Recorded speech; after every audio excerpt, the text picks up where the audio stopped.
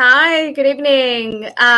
Thank you everyone for being here. My name is Laura Sepulveda. I'm an immigration attorney, and I'm such a great fan of what Dreamers Together is doing.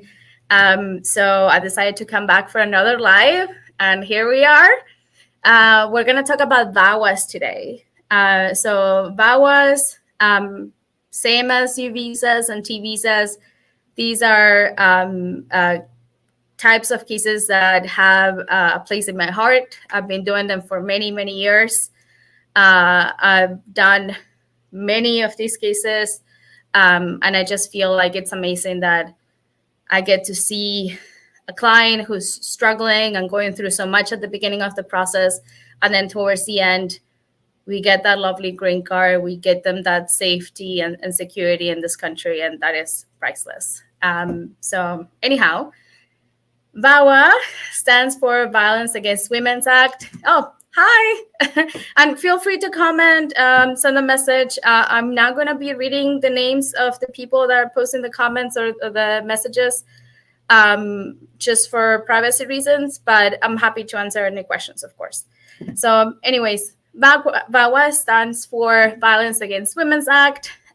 This law started many, many years ago. It has many provisions.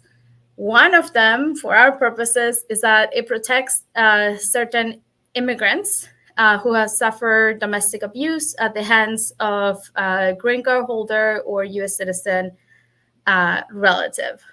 Now, there are basically three kinds of relationships that allows someone to pursue a VAWA case. And if I may mention, despite the fact that the name of the law is Violence Against Women's Act, it protects also men and it protects children. So you don't have to be a woman to be protected by this law. So back to the relationship. You need to have a relationship with the abusive person. The abuser must be your U.S. citizen or green card holder spouse, or it could also be your U.S. citizen child, if your child is at least 21 years old, or it could be your parent, and your parent must be a U.S. citizen or a green card holder, and you must be under 21 years of age. For this specific category for children, there is a special provision, and sometimes we use it to be able to file until the child turns 25 years of age. So again, the abuser must be your U.S. citizen or green card holder spouse, your U.S. citizen child who's at least 21 years old, at least, or your green card holder or U.S. citizen parent, and you are under 21, or you qualify for a special exception and you're under 25. So this special exception is a little bit tricky, but basically it says that if you are between 21 and 25, and you can show that there is abuse by the green card holder or U.S. citizen parent, and that one of the reasons, at least one of the reasons why you did not apply for your VAWA under the age of 21 is the abuse, then you may apply up to age 25. So basically, you need to excuse your delay in filing, which is usually not something very difficult to show. The cases of kids that I've done that fit this criteria are situations where usually the parent creates such an environment of power and control over the minor.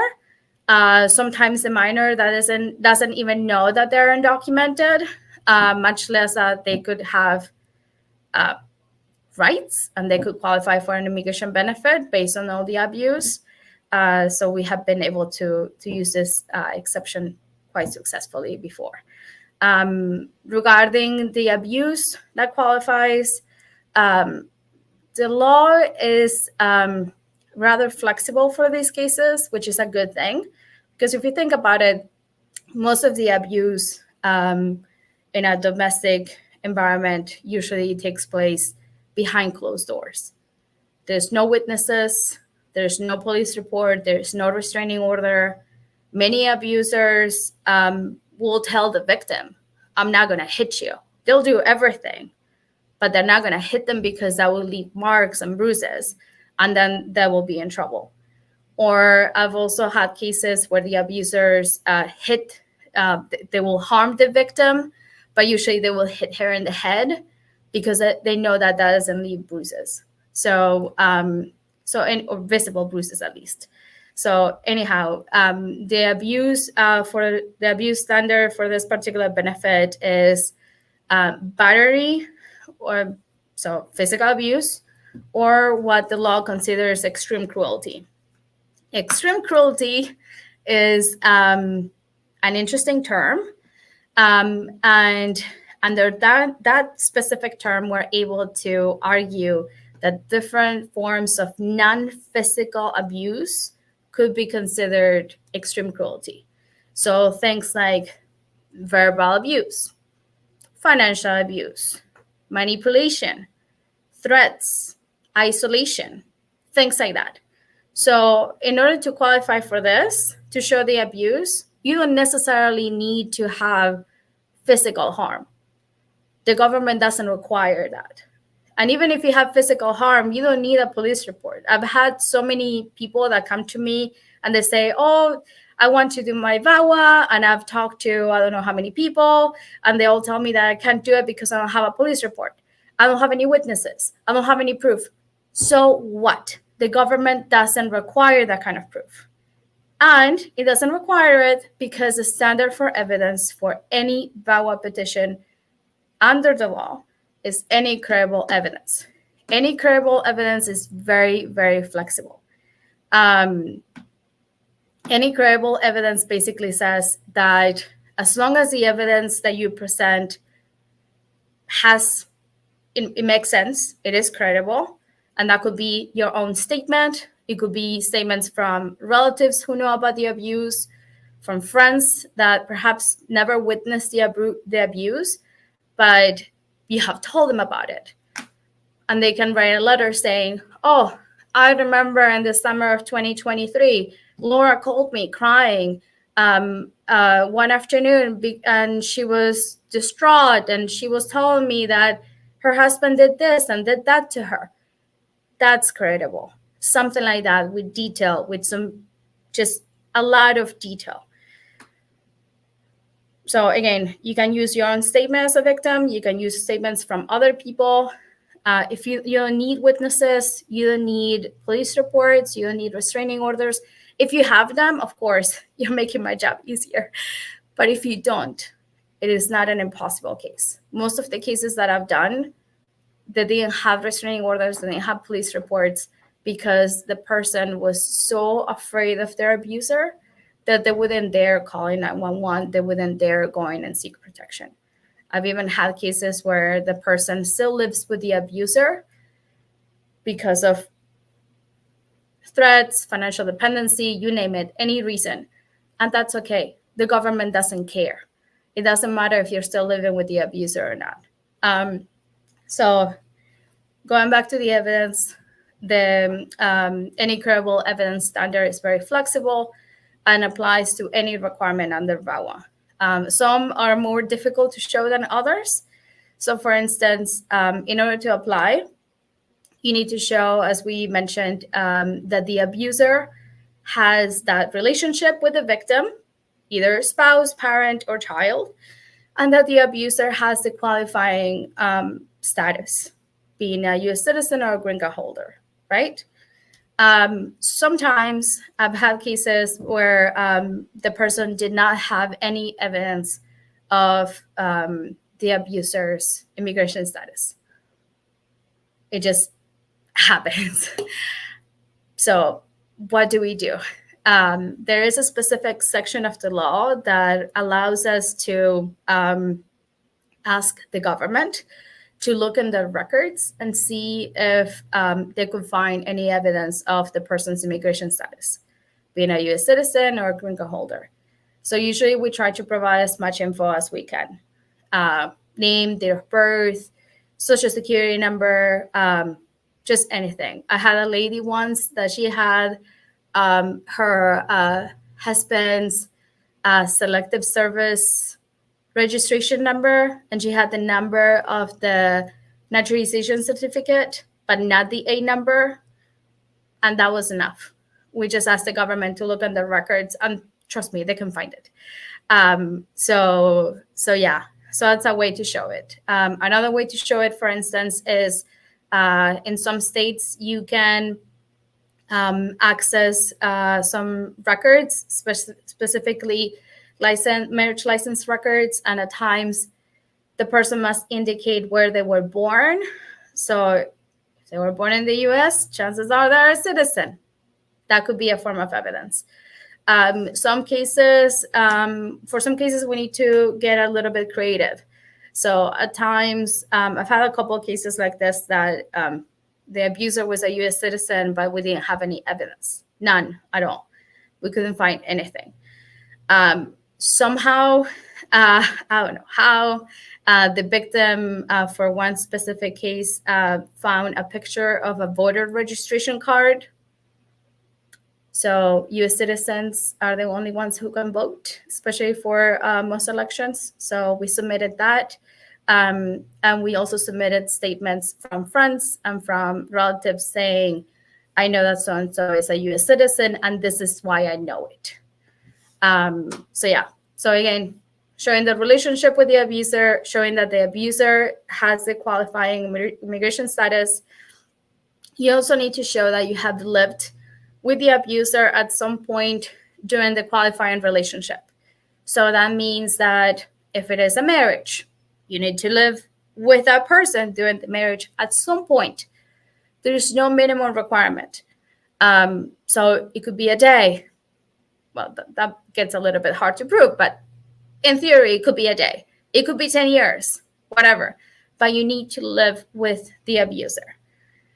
The other requirement that we have is that the abuse must have taken place within the United States, which most times that's the case. However, sometimes that's not it. So, for instance, I have a case right now that is quite interesting.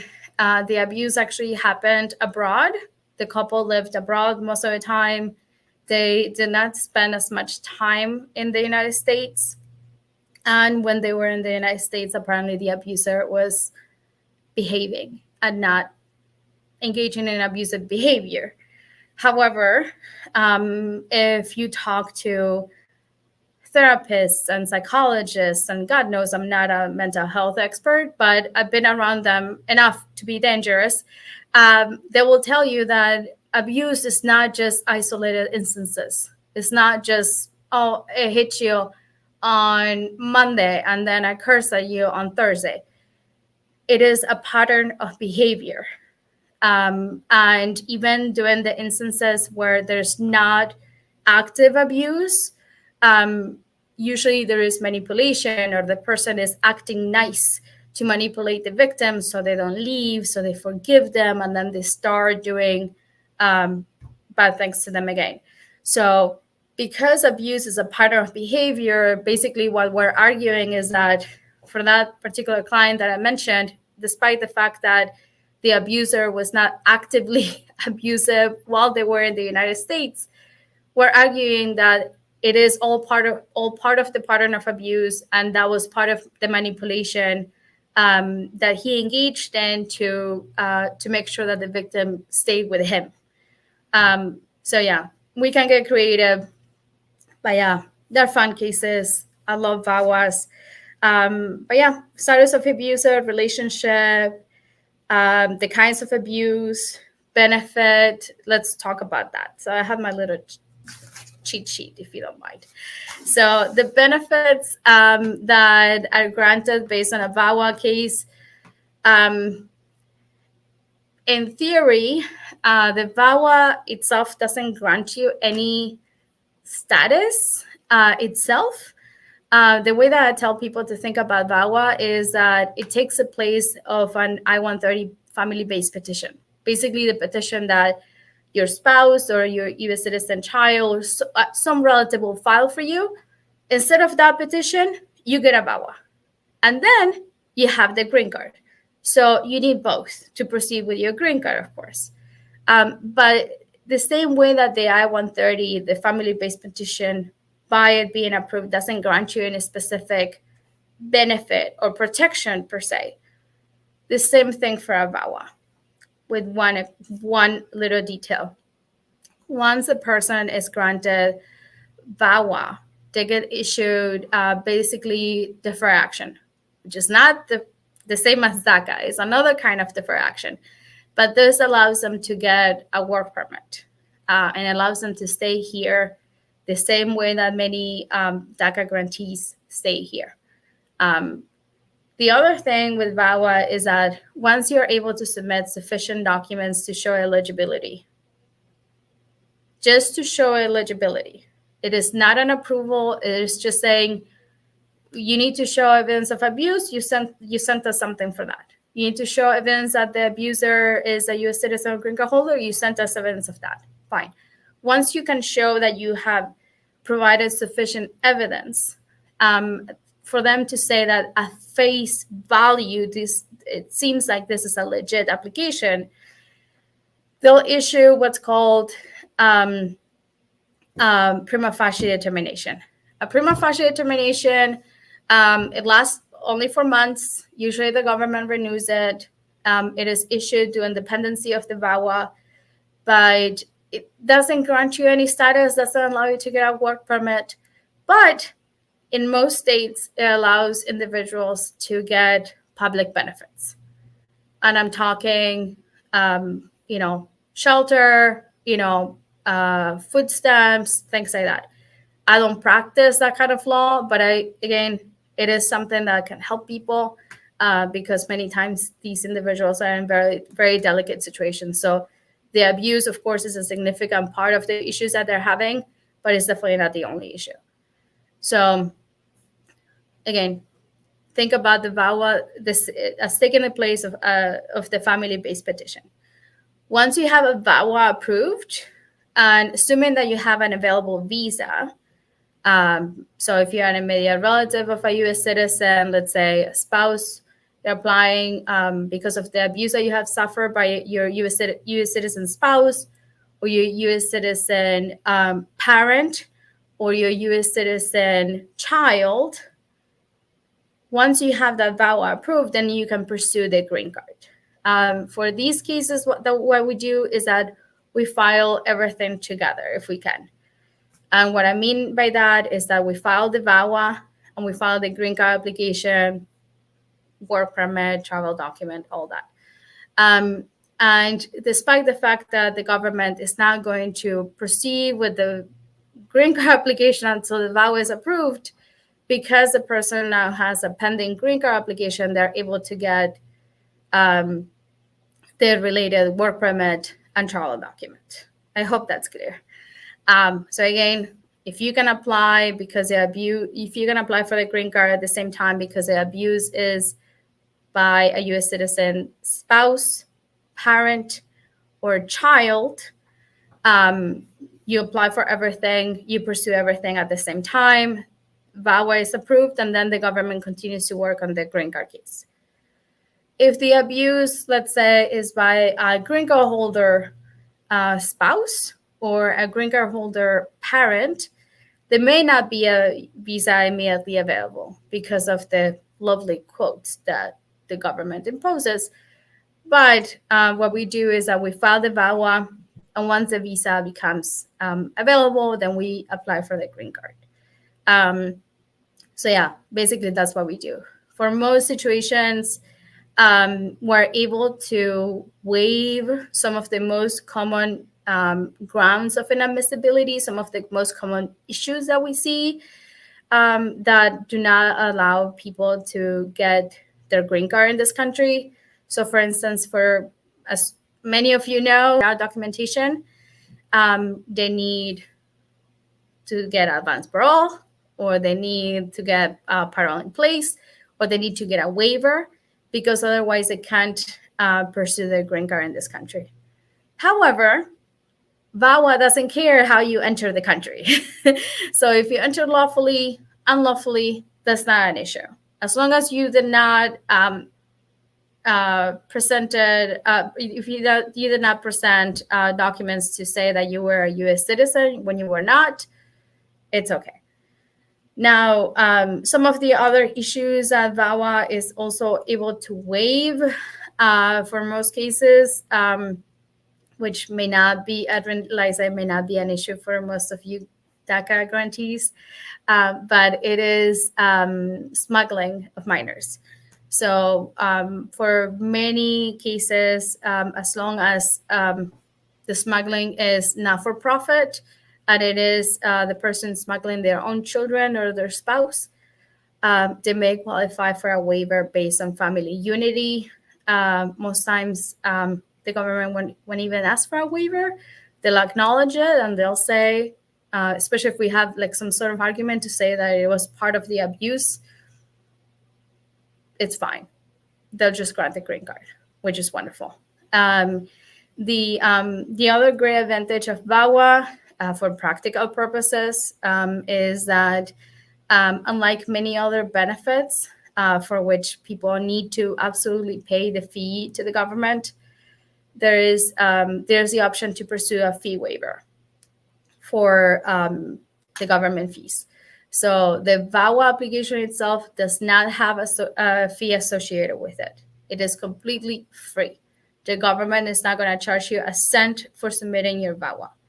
However, they do charge you the fee for the green card application, which is $1,140 plus $85 for the fingerprints.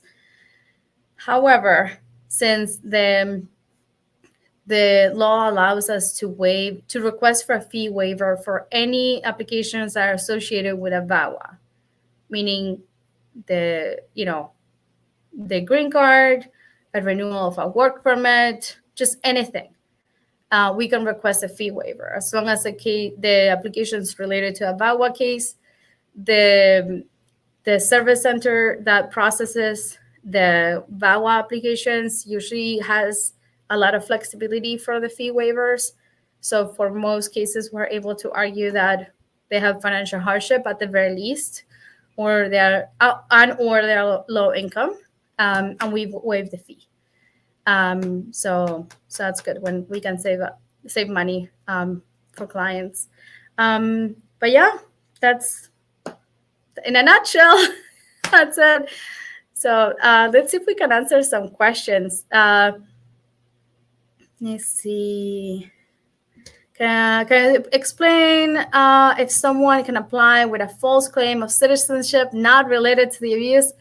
Oh, why you do this to me? No, you can't. And if the individual wants to apply, are there any consequences if VAWA was denied? Okay. So for most cases, most humanitarian cases, the government is not going to take any enforcement action against the person if the case is denied. For most cases. Now, historically, this has been the case. However, it is 2024. We have an election. I hate to put it like this, but we have seen things before in the prior administration that we had never seen before. Historically, this has been the case. I do recall that during the prior administration, the government was basically placing a removal. The government had the option and was exercising that many times to place the person in removal if their green card case was denied. So not the VAWA, but the green card. If that was the situation, then for some of my cases, we had to scramble and figure something out, pursue some other benefit, pursue some other protection. Thankfully, I'm able to say that I haven't had many cases denied, knock on wood. But I do remember a couple that were denied for not big issues, but we basically had to file another application for the green card immediately.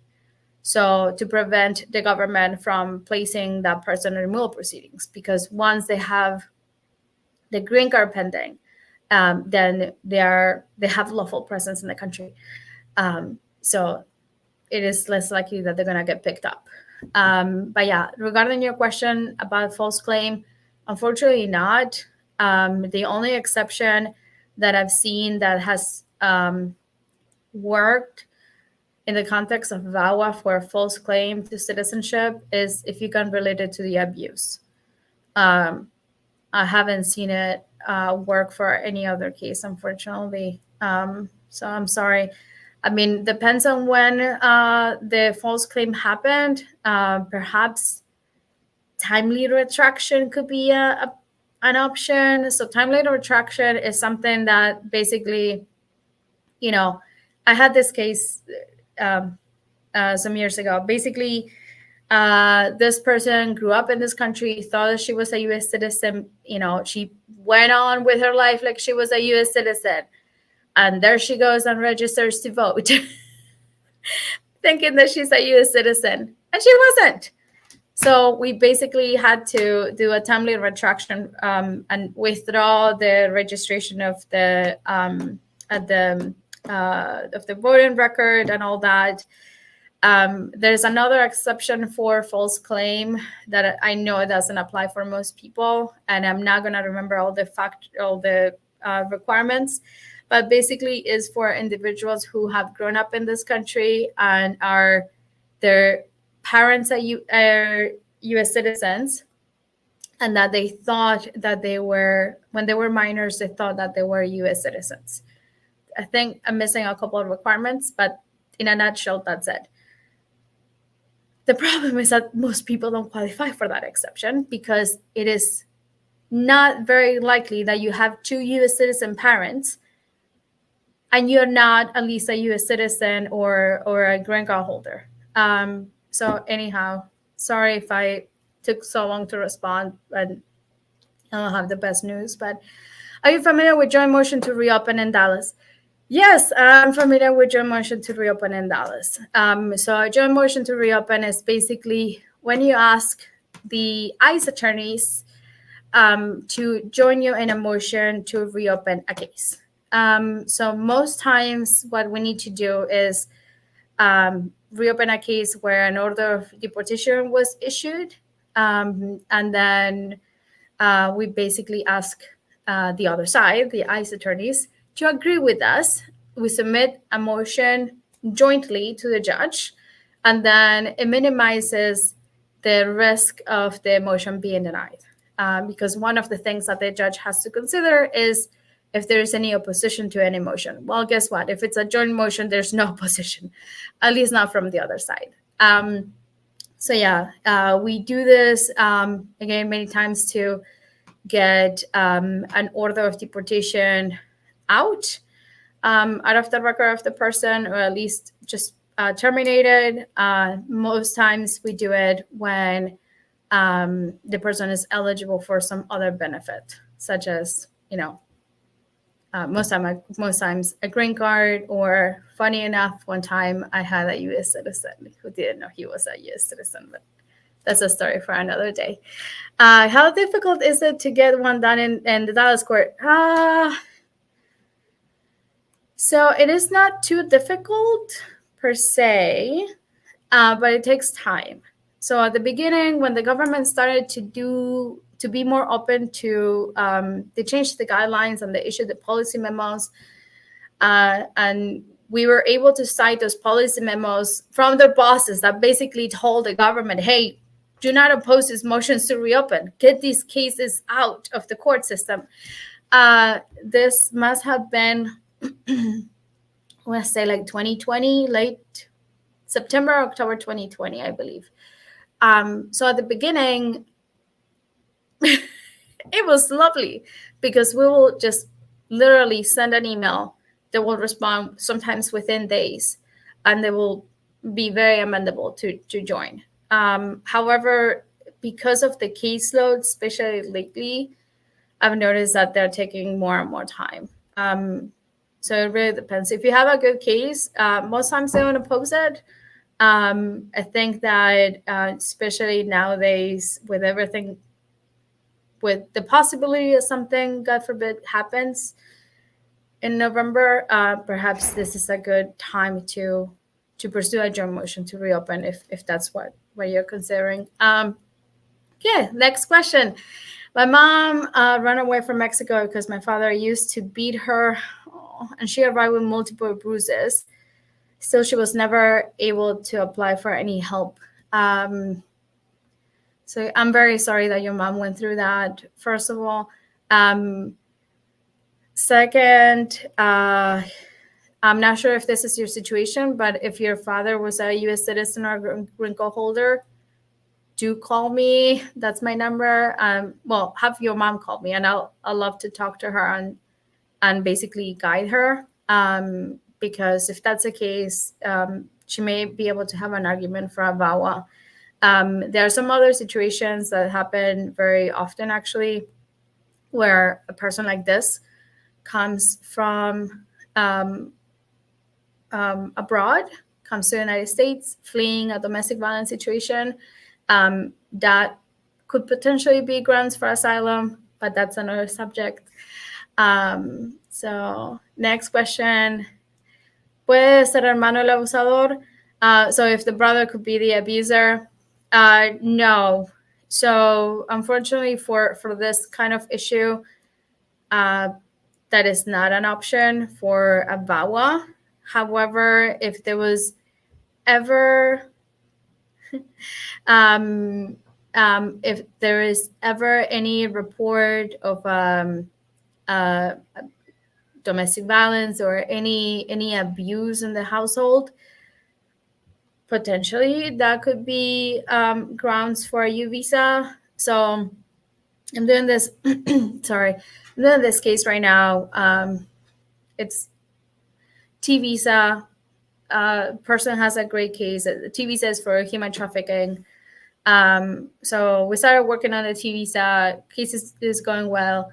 And then all of a sudden he tells me, oh, yeah, by the way, I got this document from the police department because I also wanted to do a U visa, which is for victims of crimes. So basically in about 20 years ago, 22, 23 years ago, this person was a minor, was at home with his family, brother, and I just bring it up because you were talking about a brother being the abuser. Brother came out of nowhere and started to beat him up. And this kid must have been, I don't know, 12, 13, 14, something like that. And the older brother came and started to beat him up, broke his teeth, left him, scars, everything. Someone called 911. And the police arrived. They arrested him. Fine. So there was an argument to be made for a U visa case because for the U visa, we talked about this last time, but basically it is for victims of certain crimes. It doesn't cover every single crime, but it does cover many crimes or similar crimes or an attempt or conspiracy to commit a crime that is covered by the law. So for this specific case, the argument that is being made is that even though this was not domestic violence, because they were not, in a relationship, it was brother against brother, and even though the attacker, the older brother, was not armed, it was an attempt of felonious assault. And felonious assault is a crime covered by the U visa. So based on that, the person was able to get the document from law enforcement, and we're filing their case likely next week, which is awesome. And this is a crime that happened seriously over 20 years ago. So anyways, going back to your question, if the abuse is by a sibling, unfortunately for VAWA, that's not an option. But if there was ever any reported incident, that could be something for a U visa. So yeah. If I'm from Harlingen, I'm not. I'm actually my office is right north of Dallas, Texas. But I'm not from Texas. I'm actually from Uruguay originally. Just I've never mentioned this, but I'm originally from Uruguay. I came to the US when I was 16. Grew up with a Mexican family. So that's why my Spanish is slightly Mexican, if you will. And then I lived in Florida for many years. Then moved to New Jersey to go to school in New York, and then I moved to Texas. So I've never been to Harlingen, but yeah, that's just a little bit about me. Can someone with a permanent bar because of multiple illegal entries prior to abuse apply for VAWA? Yes, in theory, yes. So the multiple bar is something that affects a person's ability to get a green card, and usually applies when the person either was removed from the country or had spent at least a year, had accumulated at least a year from lawful presence in the country and left. So either deported or accrued a year from lawful presence and left. So one of the situations, and then the person tries to come back to the United States undocumented, or comes back undocumented. So that is a permanent bar. The permanent bar is not per se permanent, goes away after 10 years of the person being abroad, but it might as well be permanent because it's just awful. So anyways, VAWA, funny enough, allows you to waive the permanent bar if you can connect it to the abuse. So for example, I had this case some years ago. Person came here undocumented by herself, meets abuser. Good. They get married, they have a baby. Good. Things started to go south. There was abuse. They decided to split. And she's like, okay, I'm going back to my home country and I'm going to take my baby with me. And he's like, oh, no. Let me take care of the baby. And actually take him to, he was from another country originally. Take him to my home country so my family can meet him. And then I'm going to make sure to take the baby to you. Good. So she left. She was from Mexico. She left. She went back to Mexico. She stayed there. Abuser was originally from Colombia. Abuser took the baby to Colombia to meet the family, came back to the United States without the baby. He left the baby with his family. The baby was there for years, and he refused to go pick him up and take him to Mexico, to mom. And of course, this was against their original agreement. And then he basically threatened her, saying that you're not going to see your child ever again if you don't come back to me to the United States. So because she had been here for over a year undocumented, and she left and then came back undocumented, of course, because she wanted to see her kid, she had the permanent bar. But we're able to connect the permanent bar to the abuse, and she was able to get her green card that way. So yeah, she's fine now. Not in that abusive relationship anymore. That baby made it back from Colombia. He's an adult now. He's like 20 something. He's in college and doing great. So anyways, so yeah, going back to your question, can someone with a permanent bar because of multiple entries prior to abuse apply for VAWA? They can apply for VAWA technically. And as long as they can show that they qualify for VAWA, they should get the VAWA.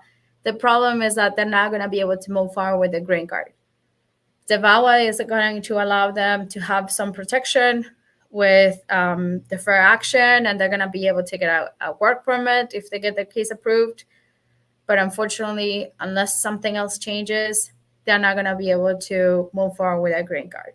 However, for people in this situation, especially if there was a reported incident of abuse, being to the police, the court, some law enforcement agency, sometimes what we're able to do is that we apply for VAWA because, these cases, they take about 3 years, but which I know it may sound like a lot, but it's not a long time considering everything else.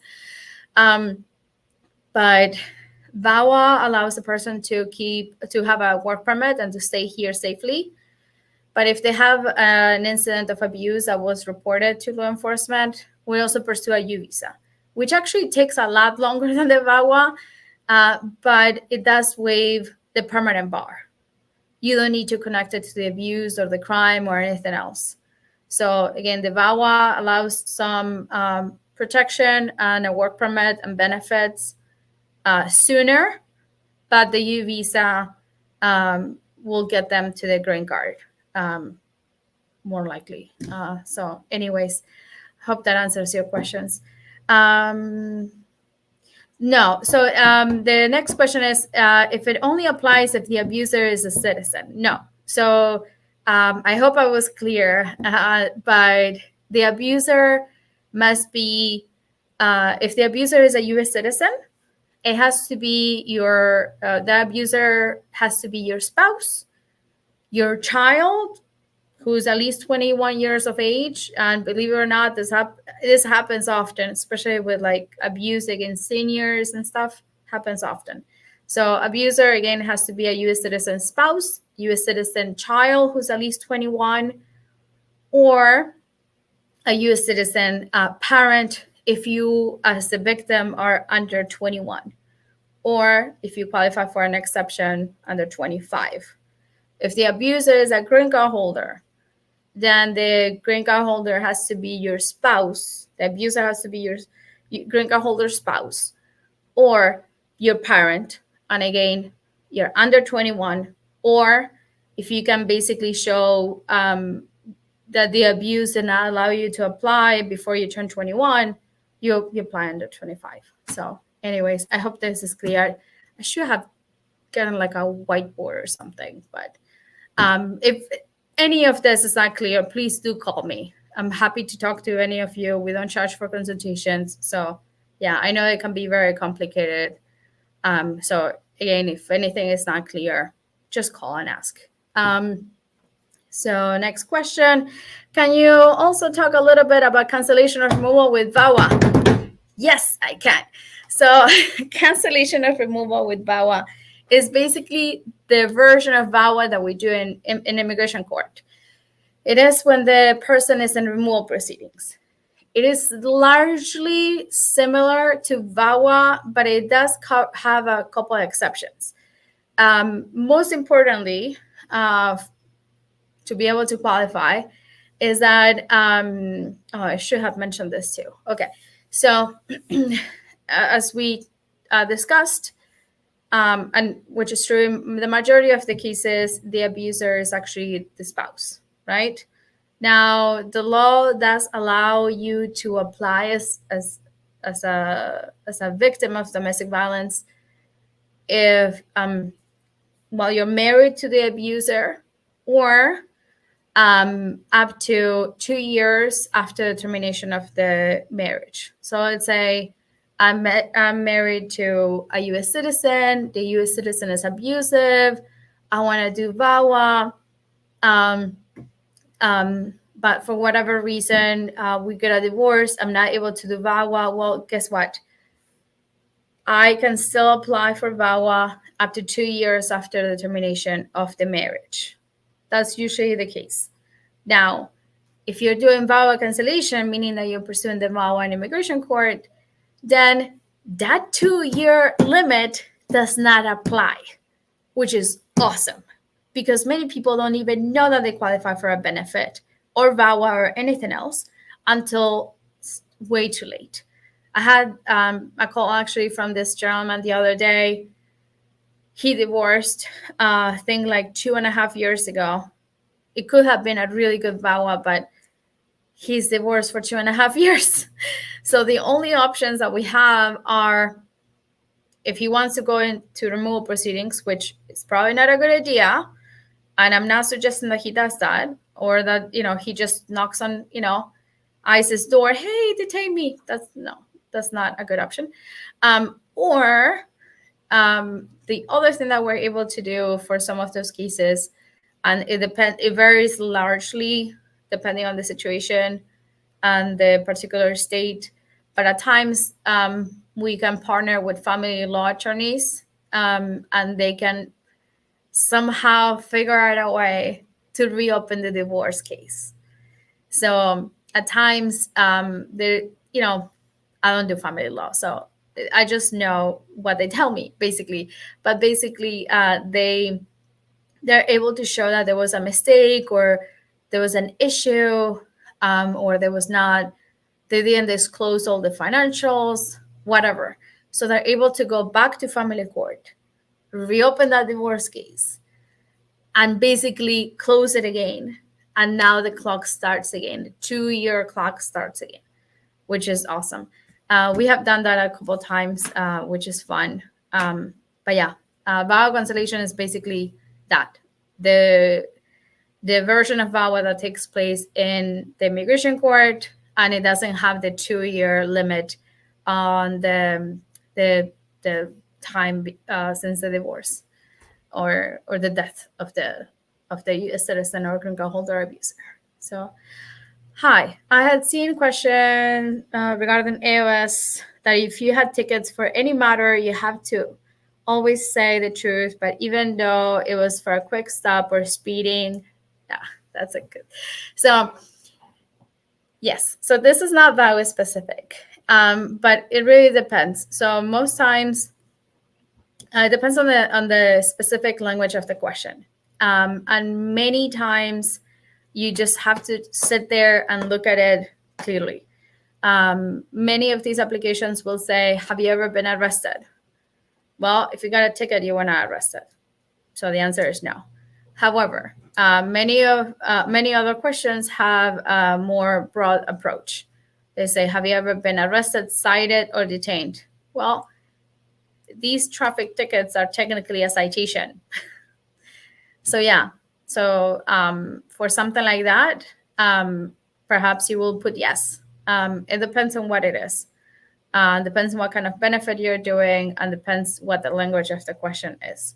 But yeah, I usually go for, I take an approach that's basically just tell them everything. It's not going to hurt you. They're not going to just deny you your green card because you had, you didn't stop at a stop sign like 10 years ago. So it's okay. But yeah, what qualifies someone for AOS? So adjustment of status. So what qualifies someone for AOS in the context of VAWA? Basically having the VAWA approved and being otherwise admissible into the country. So having the case approved, usually these cases are handled by specific officers, are highly trained. There's no interview for a VAWA. Then you don't have to go in front of an officer and tell them everything that you went through. You just submit everything in paper and that's it. Now, after the VAWA is approved and the government moves forward with the adjustment case, with the green card case, they may or may not schedule you for an interview. Most cases that we are seeing lately are not scheduled. They basically send them the approval notice on the card in the mail, and the person never goes and meets an immigration officer, which is okay. No, I wouldn't want people to go through that experience unless they have to. So anyways, but the government does have the authority to schedule you for an interview if they want. If you go to the interview, the officer cannot ask you any questions related to the abuse. One, the VAWA has already been approved. So it's none of their business. Well, actually, it sort of is. But two, they don't have jurisdiction to reopen the VAWA. They can, however, send a recommendation, where they can basically notify someone if something seems fishy. So, for instance, if the VAWA is approved, but during the course of the adjustment interview, somehow they realize that, I don't know, the marriage to the U.S. citizen abuser was actually fraudulent. Well, that's going to be a big problem. But guess what? They don't have the authority to revoke your VAWA, but they can definitely notify the processing center about that. So yeah, basically, to qualify for adjustment, you need the VAWA approved and you need to be eligible, meaning that you don't have the permanent bar, you have good moral character for the last 3 years. That's what the law requires under VAWA. You have not committed any major crimes, things like that. And more broadly, of course, for adjustment, you can also apply under other grounds, which are largely family-based petitions and, having been granted asylum, other benefits. So yeah. Next question. Hello, I came to the US with a tourist visa in 2000, overstayed and left to Mexico 3 times. Each time re-enter with my visa via land. Perfect. Will I lose my DACA if I get denied for IS via husband if those entries are on my record? Why are you going to get denied? Overstayed and left to Mexico 3 times, each time re-entering with will I lose my DACA if I get denied? No. I have not done a FOIA yet. Not sure if those entries are on my record or not. Okay. You know that you came and you left. So even if those entries are not on your record, the truth is that you know that you came to the US X number of times and you left. That's okay.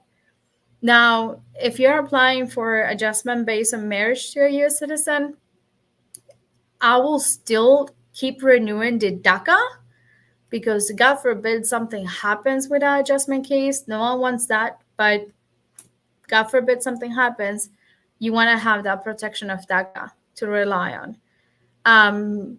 For purposes of showing lawful entry, which is a requirement of adjustment of status via your husband, I'm assuming a U.S. citizen, you will need to show lawful entry.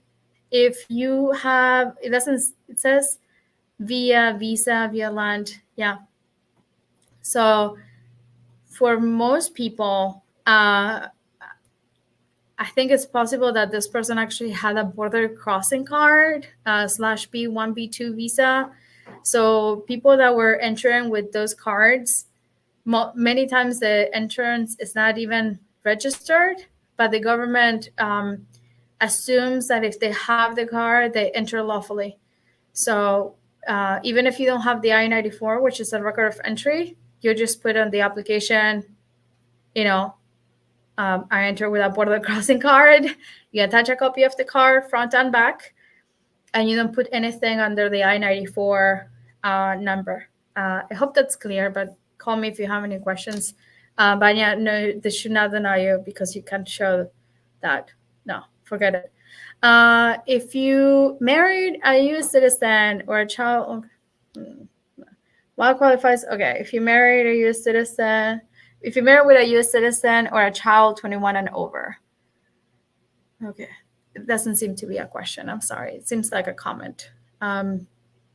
Yes, I guess this is the next question. What are the consequences for a citizen if the VAWA is approved? None.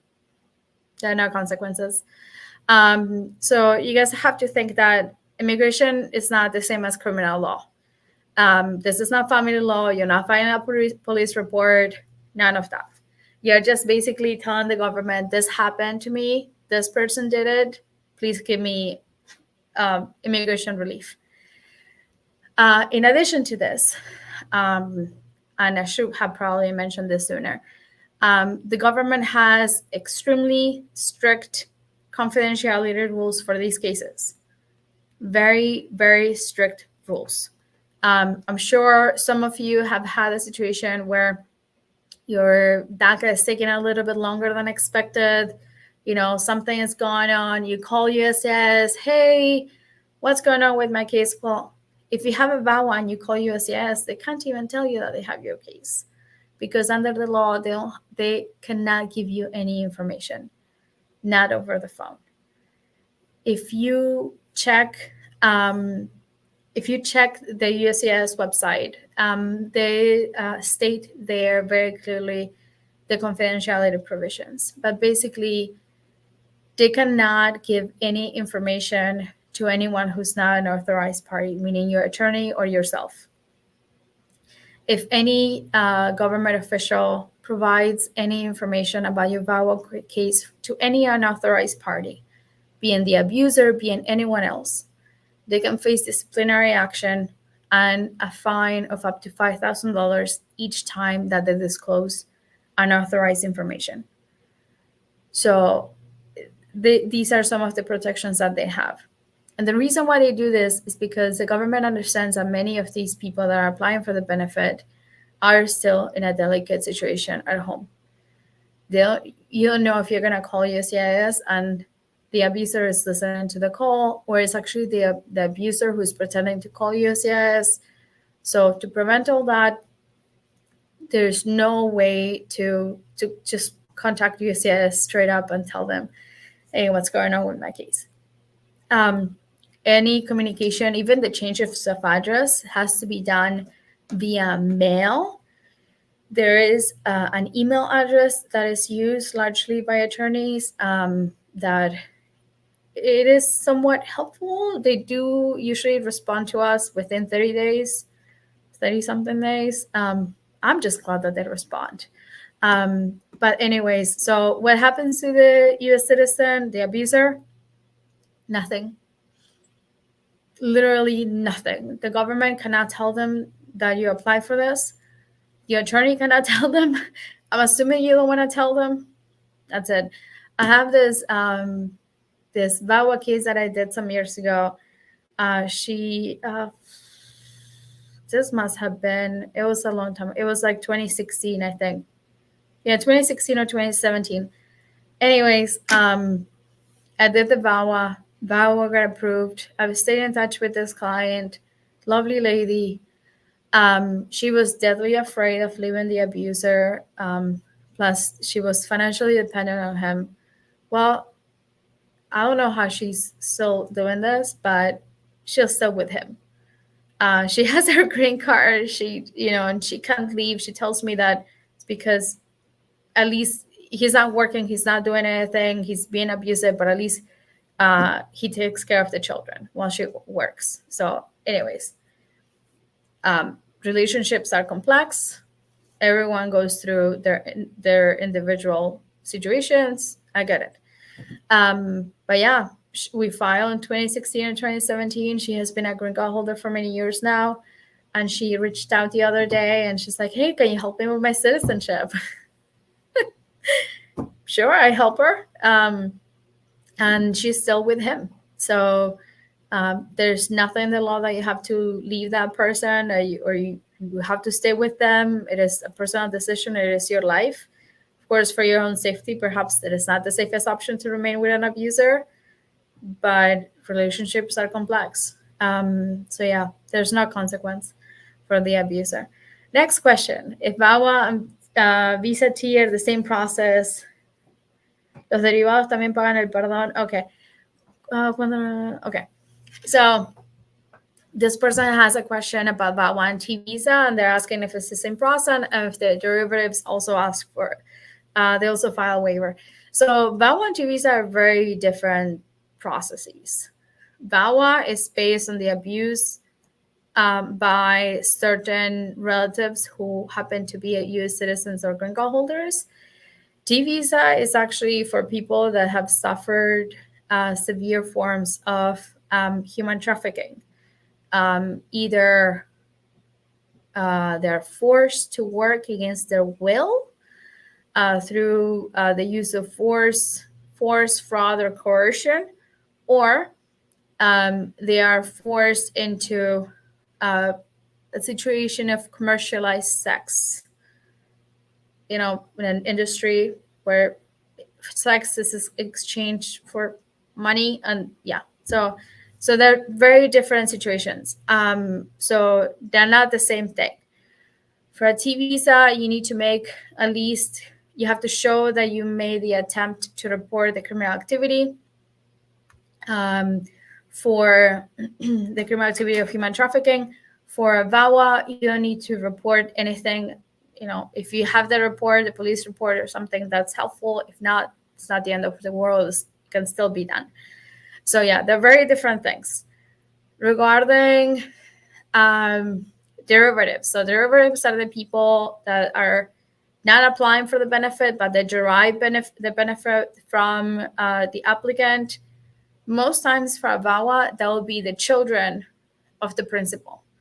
So, for instance, I have had cases where the person's applying for VAWA for themselves, and then the children are either in the U.S. or they're abroad, and then we're able to get them a green card too. For T visas, the derivatives are very different. The derivatives are minor children under 21, similar to VAWA, but it's also a spouse.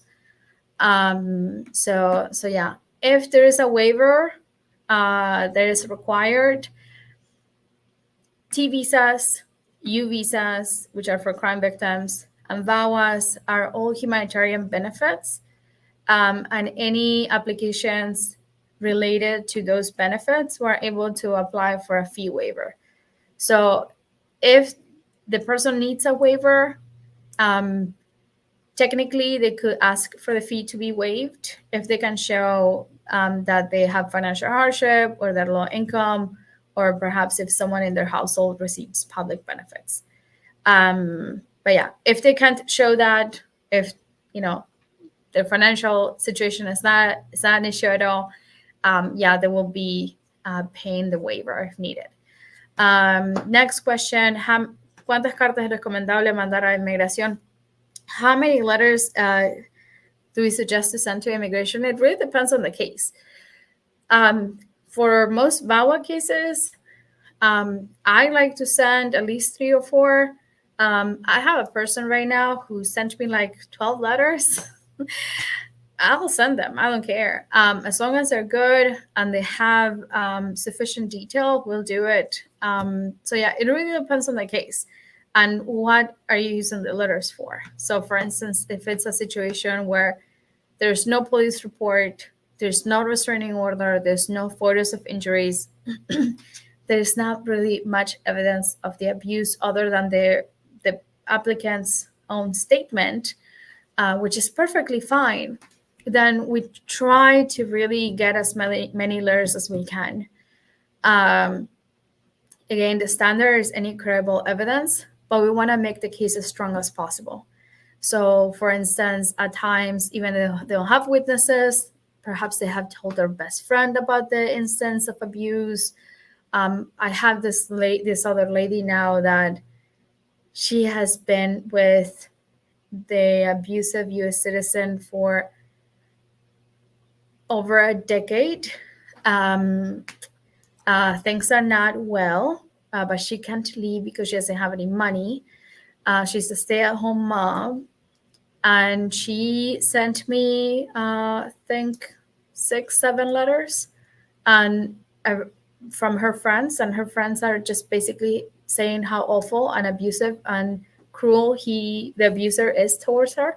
So we'll use all of that. So again, 3-4 letters of recommendation. I think that's a good number. If you don't have much evidence of the abuse, or if you have any other issues, such as, there is something that could affect the applicant's good moral character, send more. But yeah, I hope that's clear. Oh my God, we have been here for over an hour. Sorry, you guys. Can you travel outside the U.S. with your work permit, VAWA case, if you don't have an emergency? Well, you can travel abroad, but coming back, that's going to be an issue. So for VAWA cases, we're able to get, For the VAWA cases that for which we're able to apply for the green card at the same time, we're also able to apply for the work permit and the travel permit associated with the green card case. The same way that you will do it if you were doing a family-based petition from a U.S. citizen spouse or a U.S. citizen child, same thing, same benefit. Now, if you don't have that travel document approved, if you don't have the advance parole approved, and you travel abroad, it's going to be an issue. It's not the end of the world. Your VAWA should not be affected, but the green card case is, because when you travel abroad while you have a green card case pending, and you're not traveling with advance parole, the government deems that your case was abandoned. And that's a problem. So yeah, if it's an emergency, I would really try to see if you can get an emergency advance parole somehow. If it's not an emergency and you have that green card case pending, just file the form for the advance parole. They're not going to charge you extra. There's no extra money. You just need to send an extra form and 2 extra passport style photos. That's it. So yeah, I hope that answers your question. Next question. Sorry, in my case specific case, I have an approved I-130 and have done advance parole and have DACA since 16. But in your experience, how long do you think a joint motion will take in Dallas court?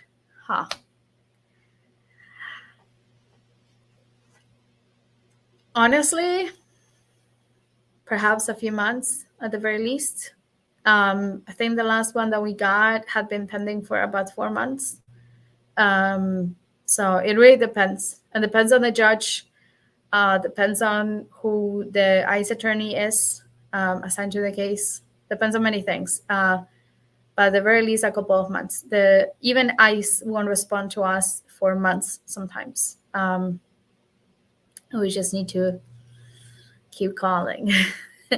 So next question, can a VAWA applicant apply for advance parole? Yes. If they're applying for the green card at the same time, yes. EAD has been approved, waiting on green card. Oh, perfect.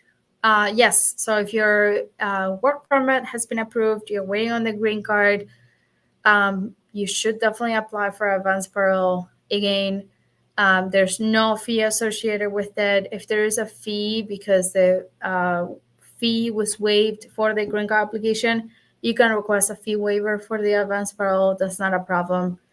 Yeah, definitely do it. Next question, can I fill out the AOS spouse forms myself, or does a lawyer have to do it?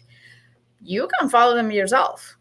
You can definitely follow them yourself. There's nothing that in the law that says that someone has to help you, an attorney has to represent you. No.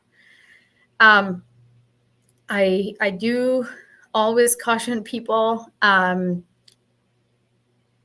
to just breathe, take time, maybe get a nice bottle of wine while you're doing these forms, because one, they're long, they can be quite extensive, and 2, they're very much frustrating.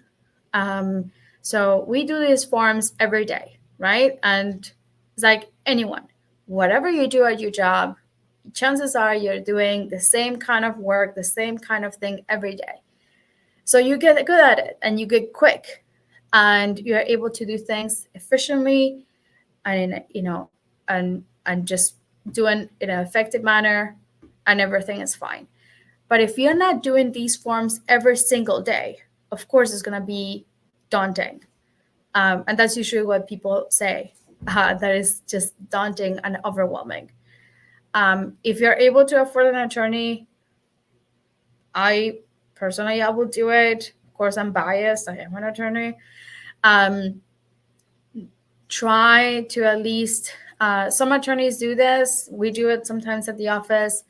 But if the money is an issue, try to, if you fill out the forms, see if an attorney could at least review them, just to give you feedback. We have done that sometimes for people, that we know that, as just as a general rule, we don't charge a lot of money at this office. But sometimes I know that could be a lot for people, even if we don't charge a lot. And I understand that. So something else that we offer is that we'll review the forms. We'll give you feedback. If it's a couple mistakes, shoot, I'll fix them. I don't care. But try to at least have someone else review them, like someone who knows what they're doing. But yeah, no, to answer your question, there's nothing that says an attorney has to do it. But yeah. Next question. ¿Puede el abuso de un hijastro de 18 años? Yeah, so no. So if the abuse, if the person could qualify for, based on the abuse of a stepchild who is 18 years old. So the answer is no.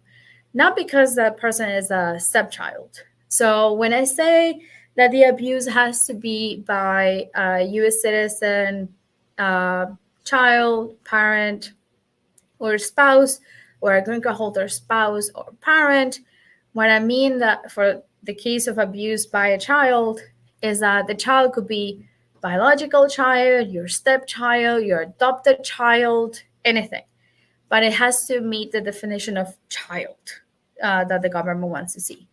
Now, for situations where the abuser is under 18, that's not going to work, because the abuser has to be at least 21 years old. And also, the abuse must have taken place after they turned 21.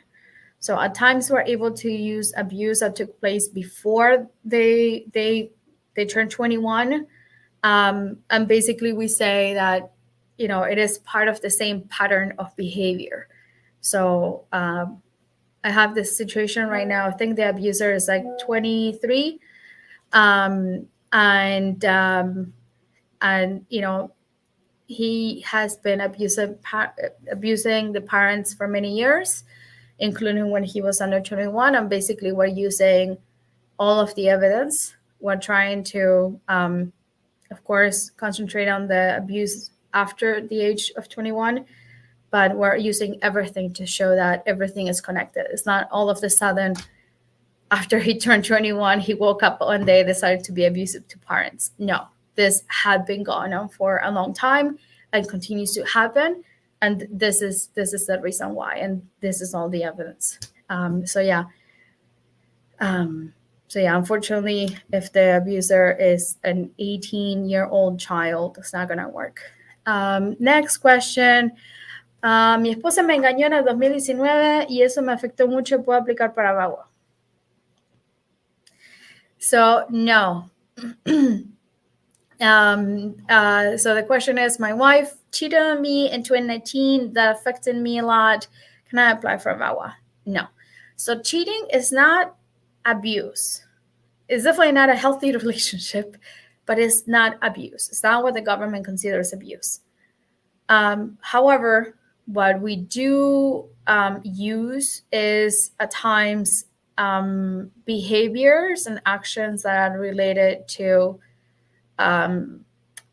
the cheating.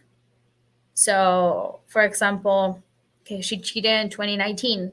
Good. What happened after that? Did you approach her? Did she try to minimize it? Did she threaten you?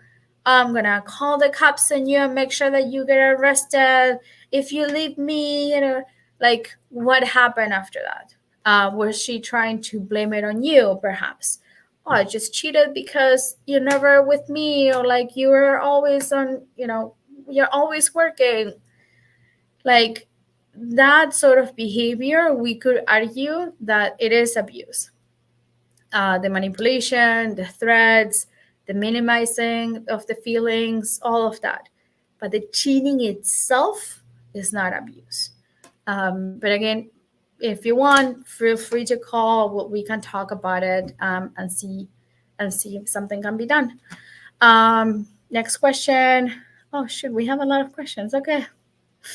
My family and I were detained by BP. I guess it's Border Patrol. Okay. My family and I were detained by Border Patrol about 15 years ago. currently have DACA and apply for advanced parole. Would I be risking too much by going out of the country?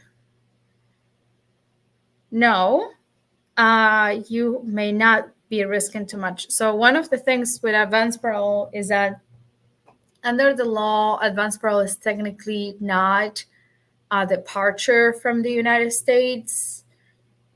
That's why many people who have had orders of removal are able to travel with advanced parole, because under normal circumstances, you will be executing the deportation order.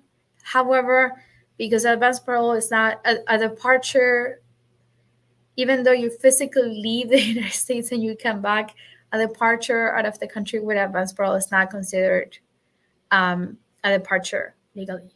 So yeah. So it may not be an issue.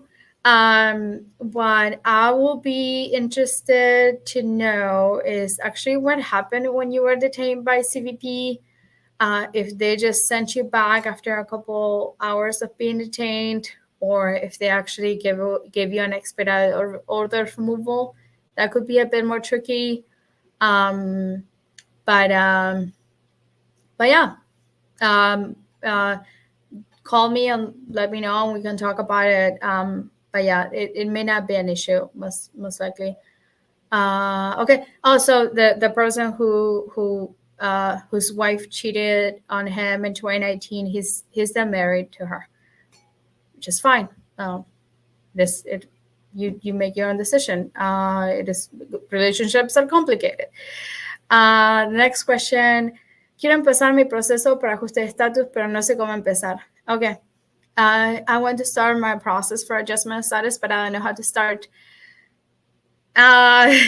So it really depends on the basis for your adjustment of status. So if you're doing it based on an approved petition, if you're doing it based on an approved VAWA, an approved U visa, the process can be slightly different. If you want, give me a call. We can talk about it. I wish I could answer your question, but I really need more info. So yeah. Next question. Can someone with DACA be approved for advanced parole if they were caught at the border once? Yes. Absolutely. Yeah. Advanced parole is not an issue. Is the thing that could be an issue potentially is leaving and coming back. But even that's not a problem many times. Next question. Oh, someone saying thank you. My bad. At the end, it was VAWA questions only. No, it's okay. Don't worry. I'm happy to answer anything, really. Next question. ¿Puede una persona con fraude de visa de turista aplicar para VAWA? Su última entrada fue con visa de turista, pero fue obtenida fraudulentamente. ¿Cuál sucedió antes del abuso? Yes. Could a person who has committed visa fraud apply for VAWA? The last entry into the country was with a tourist visa, but it was fraudulently obtained, and it happened before the abuse. Yes. So most times for this kind of situation, if you're doing the case based on a family-based petition, there is a way to qualify for a waiver based on fraud. If to qualify for that waiver, usually you need to show hardship to a U.S. citizen spouse or green card holder, U.S. citizen or green card holder spouse, or U.S. citizen or green card holder parent. However, if you're doing this waiver based on VAWA, you have an extra option. The extra option is that you can show hardship to yourself if your case is denied. So again, to qualify for this waiver, you will need to show hardship to U.S. citizen or green card holder spouse, U.S. citizen or green card holder parents, if in case your application is denied. Meaning that if you don't get your benefit, they will suffer extreme hardship, or you can just show the hardship to yourself. And that's a lot of the basis actually for the waivers that we do that are VAWA related. So yeah, So that could be an option. So if they have fraudulently obtained a visa in the past, not only they could apply for VAWA, but the green card may not be an issue. So yeah. Next question. I'm a DACA recipient and just had my advance parole approved. Congrats. And have applied for a U visa with my ex-husband, but they denied us because during that he did domestic violence to me. So my question is, VAWA good to apply or go with adjustment of status?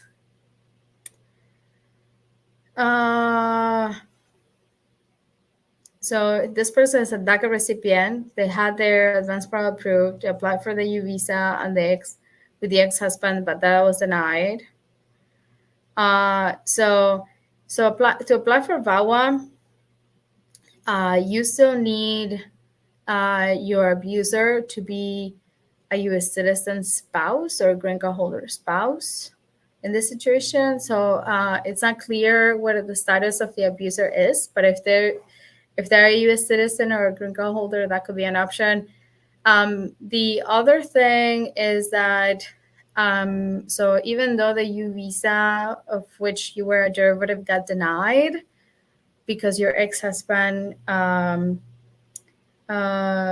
committed an act of domestic violence against you, even if this abuser is not a U.S. citizen or green card holder, do consider pursuing your own U visa based on the domestic violence. That could be an option too. But yeah, you should consider everything and see what sticks. Can we ask AOS questions? Yeah, I don't care. We can ask any questions. I'm not sure how much more we can answer them, but we'll try. Next question. Are immigration agents that adjudicate these cases, VAWA, U visa, T visa, usually nicer than ACE agents or CBP agents? I think so. I honestly think so. And I have seen some of these cases that I know that the person is not lying to me. I know that they have been through a lot. I know that it is a legit case, but they have like so little evidence sometimes. And it's just awful. And we'll still give it a shot. We'll still try. As long as the person has a legit case and we can argue something, I'll do it. I don't care. And we just get them approved.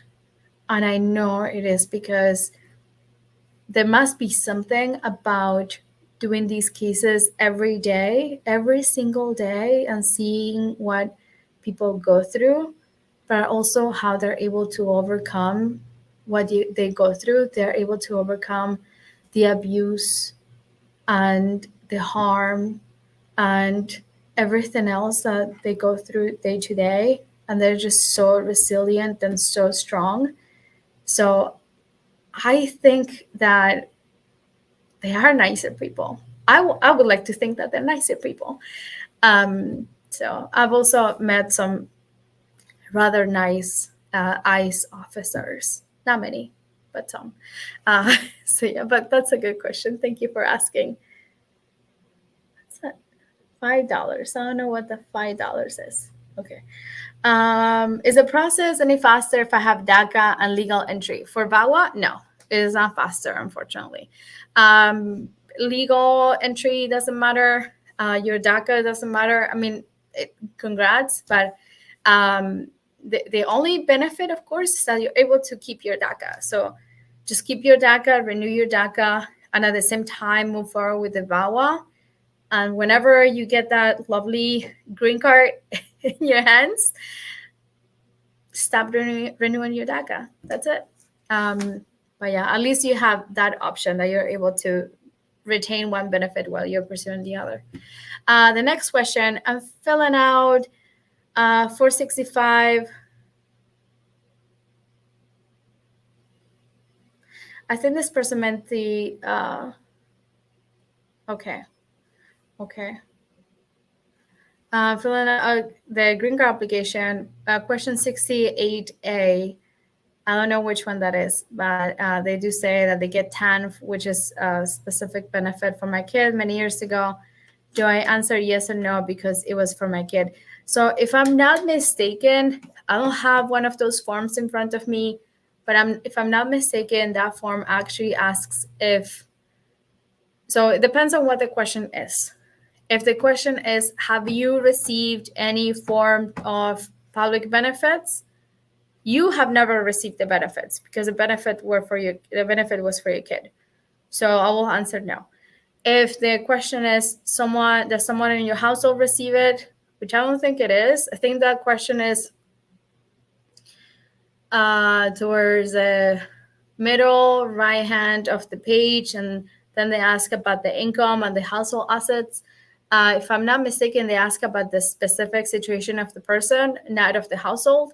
If they do ask about the household, yeah, it is the kid is part of the household. Yes, so then you will answer yes, and then towards the back of the form, you just explain why you answer yes.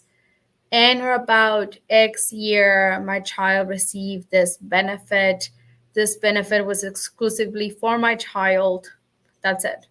I did not receive any benefits.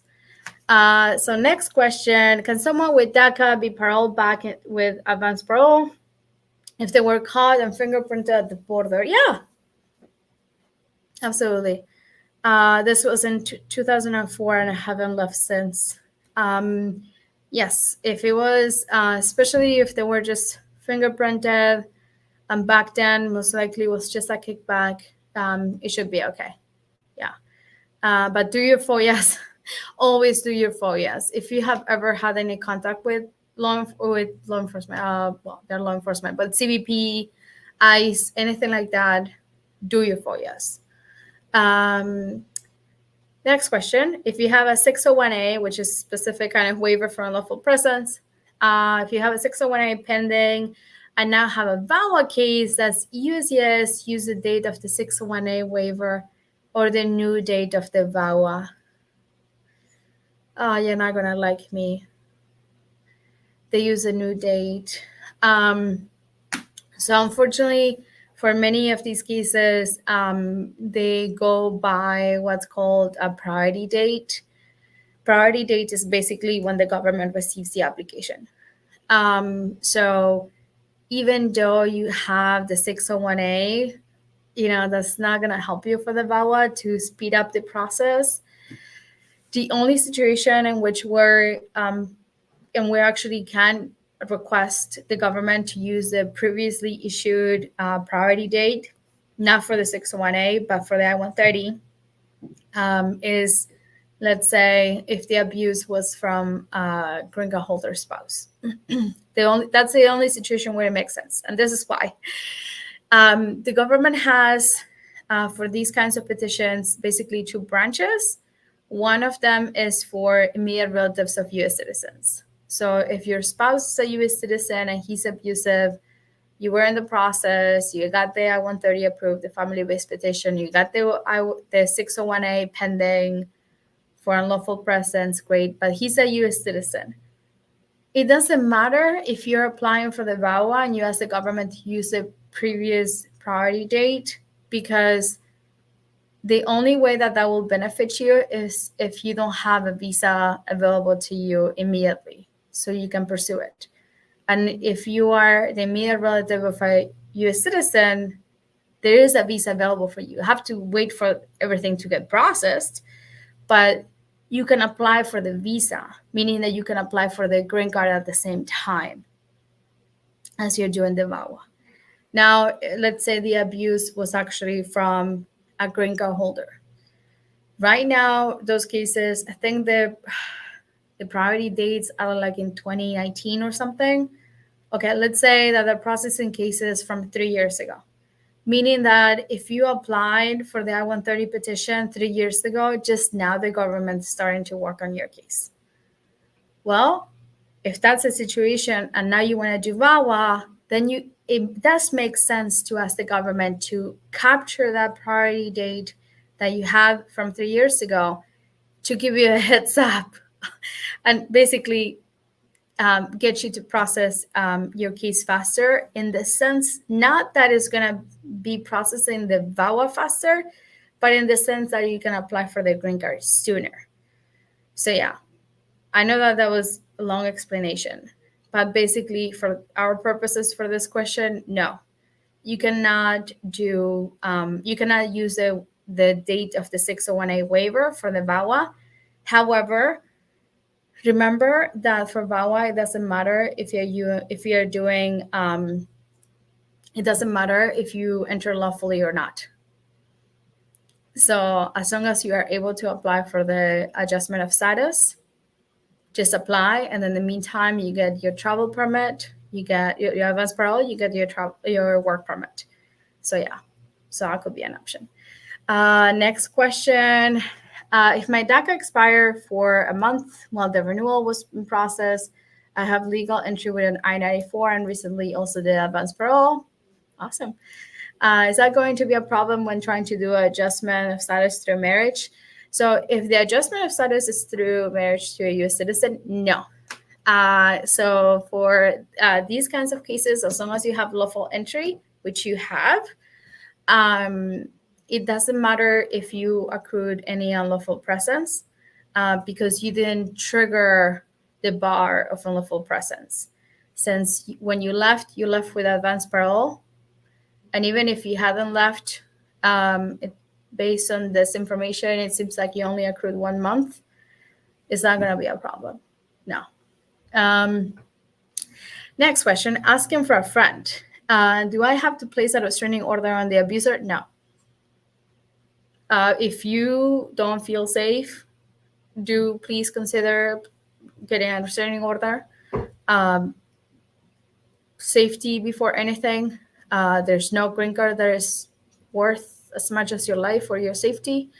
But yeah, no, to answer your question, you do not have to place a restraining order against the abuser to file for VAWA. You do not need to report the abuse to law enforcement to apply for VAWA.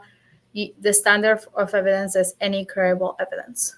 And many times that is just a statement of the person applying for the benefit, perhaps some other supportive, statements of support, but that's it. So yeah. Next question. I have an I-130 approved. Do I need to send proof of marriage again for the bona fides? For the 485. So I think this person is trying to do the adjustment status application to get a green card, and they have the I-130 approved. They're asking if they need to send evidence of the marriage. I usually do. I don't send a whole lot because the I-130 is already approved, but I do send them something. So yeah, I will send them something, not the whole thing. Like I'm submitting a case that, no joke, it is a typical marriage-based case. Lovely couple, very, very nice. Don't get me wrong, a pleasure to work with. All my clients are a pleasure to work with. I love them. But seriously, it was a family-based petition, green card application, evidence of bona fides, just a typical case. This much. I put it in a box. It almost didn't fit. But I don't think that officer is going to have any questions about the bona fides of that relationship. So anyways,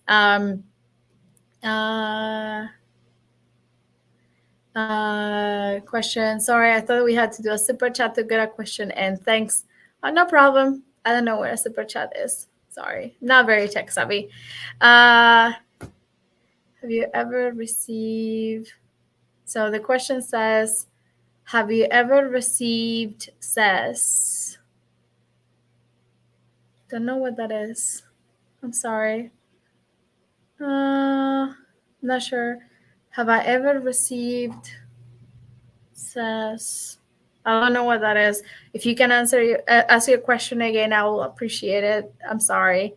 Next question. What are some reasons to submit VAWA application after divorce? Any.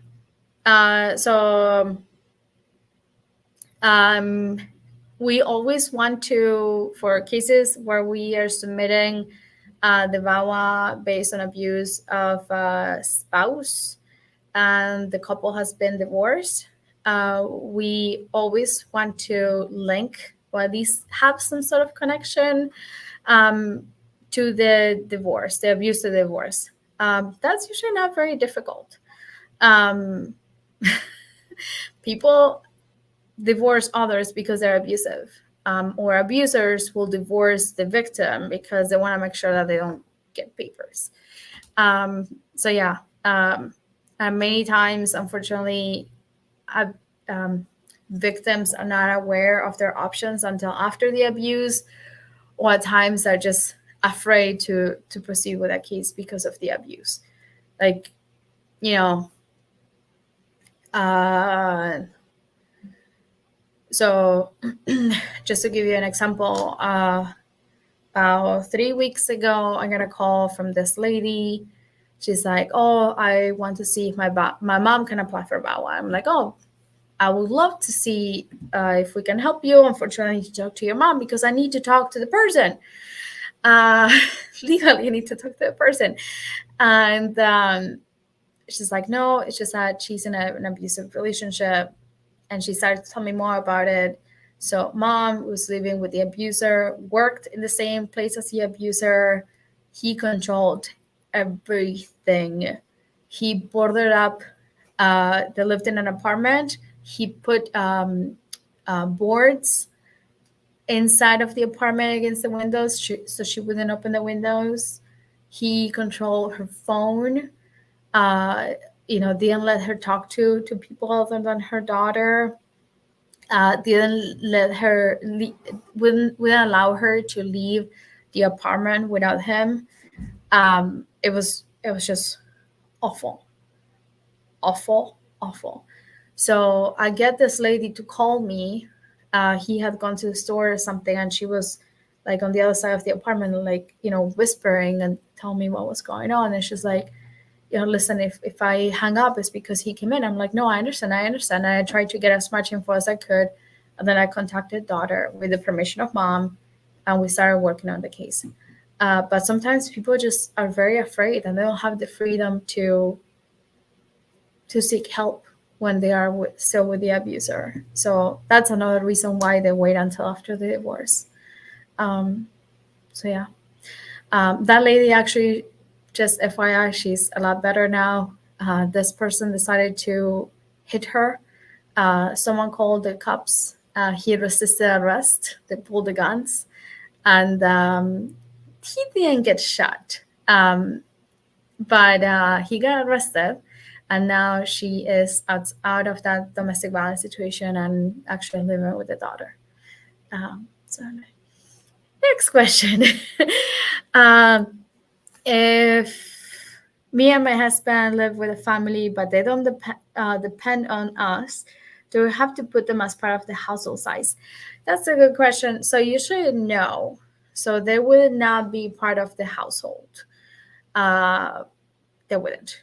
Next question. How do you request your FOIAs for CBP? Like, do you ask for your immigration history? So I think actually Dreamers Together has some really good guidance on that. If you cannot find it probably under the files section of the Facebook group or the Facebook page, there should be something about it. If you cannot find it, just shoot me a text with your email address, or just call me.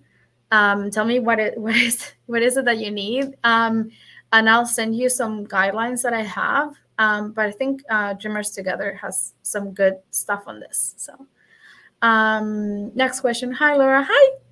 I have DACA in the process to fix with my husband. I requested a FOIA since my parents requested back before. So it seems like the parents had a petition filed before 2001. It was an I-130, which was approved, but they told me to request for another form. My thing is that I am not in there. Do I just do advanced parole instead? Okay, so I will. So it really depends. Do give me a call so we can talk further. But we need to see why you were not there. Okay, so she needs a way to request the original I-130 approval notice so she doesn't go back to Mexico. So actually, what you need to show is that the case was approvable when filed, not even approved. Technically, for the I-130, it will be the petitioner who will be requesting those records. Sometimes what we do is that we do request the record from the petitioner, but we also include evidence of consent of the beneficiary just to make sure that we don't get a lot of redacted information. But reach out and help you with this. It's not a problem. So next question. Hi, do multiple EWs before April of 97 matter for adjustment of status? Usually not. Do no departures after 1997, just once with advance parole? Yeah, no, it should be fine. So 1997, April, that's when they changed the law. I think it was April 1st of 97. And that's when they instituted the whole permanent bar thing and the unlawful presence issues. So yeah, it should be okay. Next, super este video informativo, definitivamente la mejor abogada que pude encontrar para mi caso de VAWA. Thank you. Super, I love this this video. Definitely the best attorney that I could find for my VAWA case. Thank you, my lovely client. Thank you. So yeah. Is there any reason to do an open FOIA if an individual crossed the border once under the age of 5, no criminal history? So usually not. If someone is so young, I've noticed that with kids, they don't fingerprint them. If they were detained, they were with the family, perhaps I will do the FOIA on the parents or whoever was coming with them if you really want to get those records. The other option is to do a CBP FOIA. Yeah, it would be CBP open, but you need fingerprints for that, or FBI and you need fingerprints for that. So yeah, you can also do it through parents. Someone says, thanks, you're welcome. Next question, is it recommended to send all of the applications that pertain to a VAWA case at the same time, including work authorization and advance parole? What applications follow once your case is approved? Good question. So I usually apply for everything at the same time. There's different reasons why I do that. One, I want my client to be protected. Two, I usually apply for a fee waiver if I'm applying for a work permit, for a green card. So I want everything to be waived. I just do it from the beginning. The other reason why I apply for everything since the beginning is the sooner that I can get that, especially the application for the work permit, the sooner I can get it in, the better for my client, because most VAWA individuals, more VAWA eligible individuals, unfortunately do not have the luxury of having a work permit under DACA or something else. So yeah, usually I just file everything. So if it's recommended, I think it's recommended. The only situation where I don't file it all together is when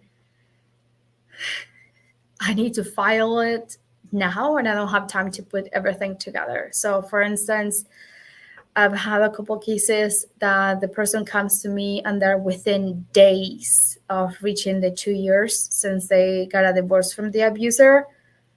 I don't have time to put together the application for the work permit, for everything else. I just file as soon as I can the VAWA, just to file it before the deadline, just so I can sleep at night. And then once I get the VAWA receipt, then I file everything else.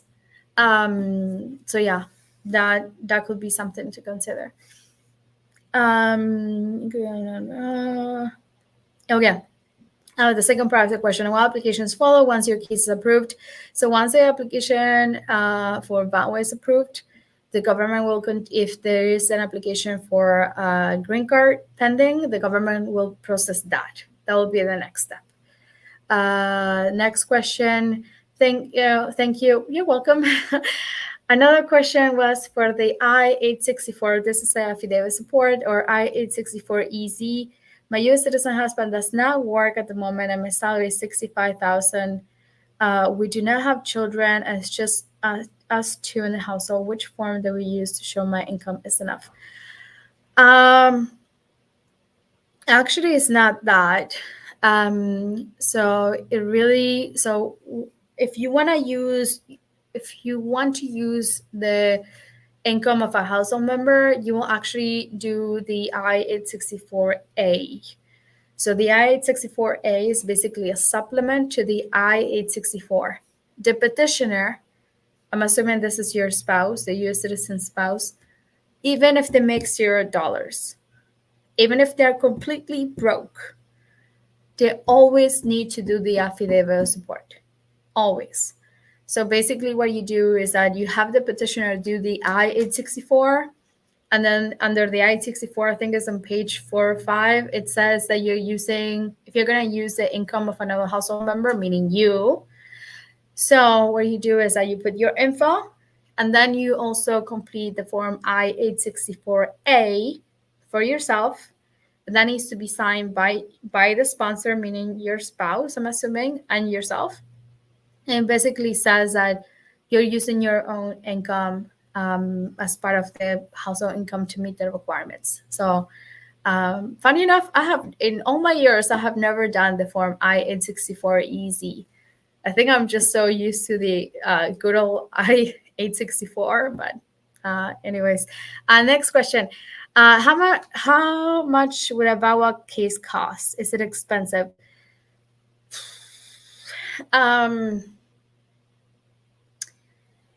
I don't like to talk about costs that are fees are charged by colleagues. As a general rule, I can tell you that at my office, we really try to not charge a whole lot of money. We understand that many people that are applying for these benefits, for most immigration benefits, are not in the best financial situation. So we consider that. I have heard from other attorneys and other clients that it could be thousands and thousands and thousands of dollars. We charge, depends on the complexity of the case and the situation of the person, but it's under $2,000. And that includes the green card case, the application for the work permit, the advance parole, the whole shebang. Usually we include it all. So yeah. So next question. Oh, thank you. You're welcome. Next, requested FOIA from USCIS and CBP. What would present a problem when it comes to advance parole and getting caught at a border crossing?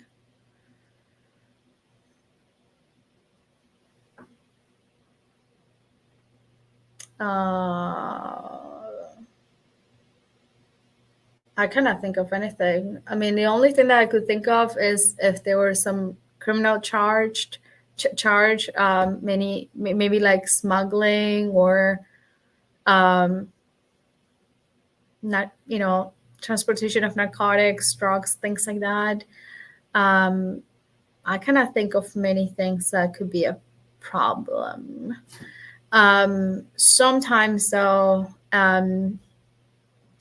sometimes certain officers do give you a hard time, especially if you have an order of removal. If you're particularly concerned about having an order of removal, there is a way that you can basically, depends on the situation, but at times we're able to reopen and terminate those orders, depending on the eligibility of the person. So maybe that's something to consider.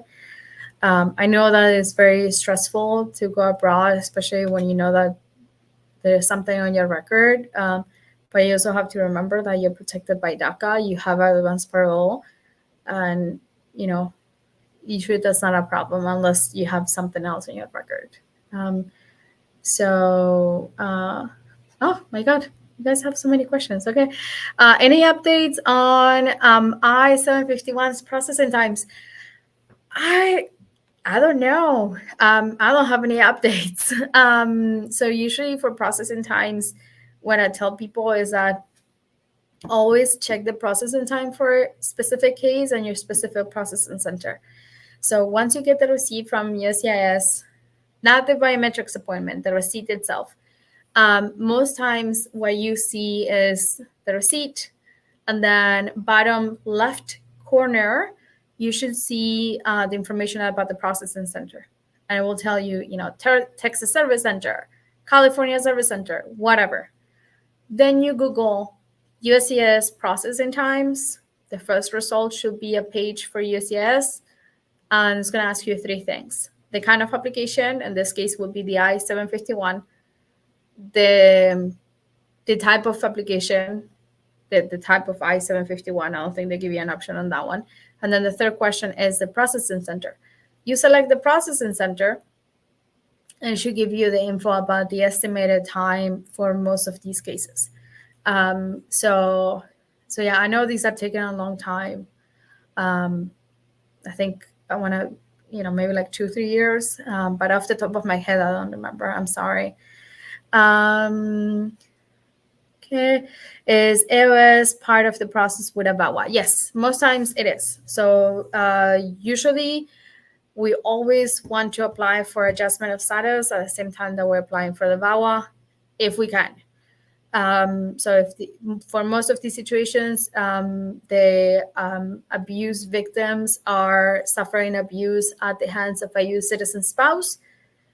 That is definitely a qualifying relationship that allows us to pursue the green card application. So we file everything together, always.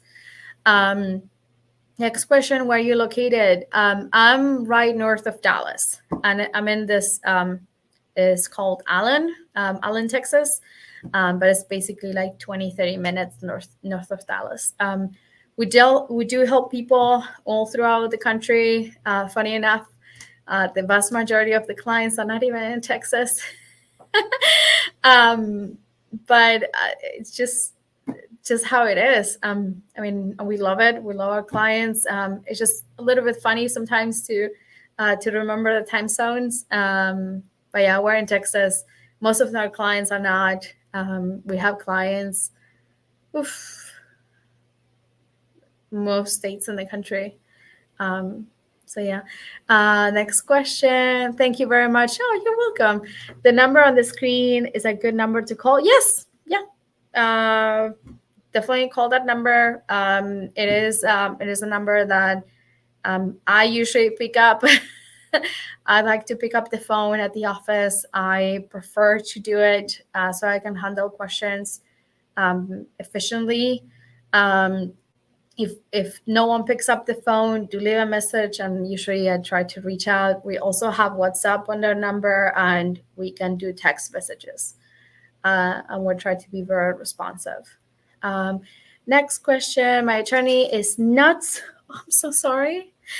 My attorney is nuts. He wants to charge me $4,000 for my green card plus $800 if I get an interview. Mind you, I already have the I-130 approved and pay him for my consular process. Yeah, I'm sorry. I'm sorry. Yeah, I mean, I would try to talk to your attorney, maybe look at the contract. I hate to say this, but look at the contract. Because if you have the I-130 approved and you paid for the consular process and you're not going to do the consular process, so there is this, most attorneys, we need to have this as part of our contract, not only because of the ethics rules that we need to follow as professionals, but also because of our malpractice insurance. But most contracts have a clause that says that if for whatever reason we cannot complete. So long story short, when you pay me as an attorney and I cannot do your case yet, I cannot just spend that money. Okay? If I have not earned that money, I cannot, it is not mine, basically. So if there is an issue where the client decides not to proceed with the case for whatever reason, and I have not earned that money, well, guess what? That money is not mine. So most attorneys will have a clause in the contract that says that if you decide to, terminate services or whatever, or do not want to proceed with the case for whatever reason, and then they have the right, which is true, they have the right to charge you for any work that they have done on the case. And usually that's based on an hourly rate. So the way that this works, so for my office, for example, is $150 an hour. So let's say you hire me to do your VAWA, and then I start working on your VAWA, and I put on 2 hours of work on your VAWA, and then for whatever reason you decide to not pursue your VAWA, well, the contract says that I can charge you for any work that I have done. So I can charge you for those 2 hours. But guess what? The rest of the money is yours because I have not earned it. So I cannot keep it. It's not fair for me to keep it. It's not legal. But again, I'm not a contracts attorney. I just know enough to be dangerous. Do look at your contract. And I think it really depends on where you are in the consular process. If they already submitted everything and everything is processed, I think you will have a harder time to get them to be amendable to make changes. But if not, at least try and see if they can use the money that you have paid towards consular process to do your green card application, because it's a lot of money. How long are the I-130s taking to get processed? 751s to get processed? I'm not sure. But if you follow the steps, Google USCIS processing times, and then you look at the field at the processing center that's handling your case, you should be able to figure it out. I'm sorry, I just don't have that info off the top of my head. Thank you. You're welcome. I've always done my DACA renewals on my own, and I would like to try to do the adjustment status on my own. Money is an issue. I know. How much do you all charge to check my adjustment status packet before I send it off? So we don't charge much. So it really depends. Usually it's like $500, $600. Depends on how much what we're talking about. So it could be an adjustment, like just the adjustment. If it's an adjustment and you have like not only the petitioner's affidavit support, but also a co-sponsor, and you need to check the co-sponsor's financials, and then you have the I-130 application with all the bona fides, and I need to like look closely at everything. It could be a bit more, but usually it's like 500, 600, something like that. Thank you. You're welcome. Next question. Thank you so much. Very informative. Yeah, you're welcome. I hope you liked it. I'm doing everything by myself now. Okay, good. Next question. What kind of crime has to be committed against you to qualify? I think you just asked this question. What kind of crime has to be committed against you to qualify? So it depends to qualify for what. If you're talking about VAWA, the law requires battery or extreme cruelty, meaning like physical abuse or extreme cruelty. Extreme cruelty, as we mentioned, could be any form of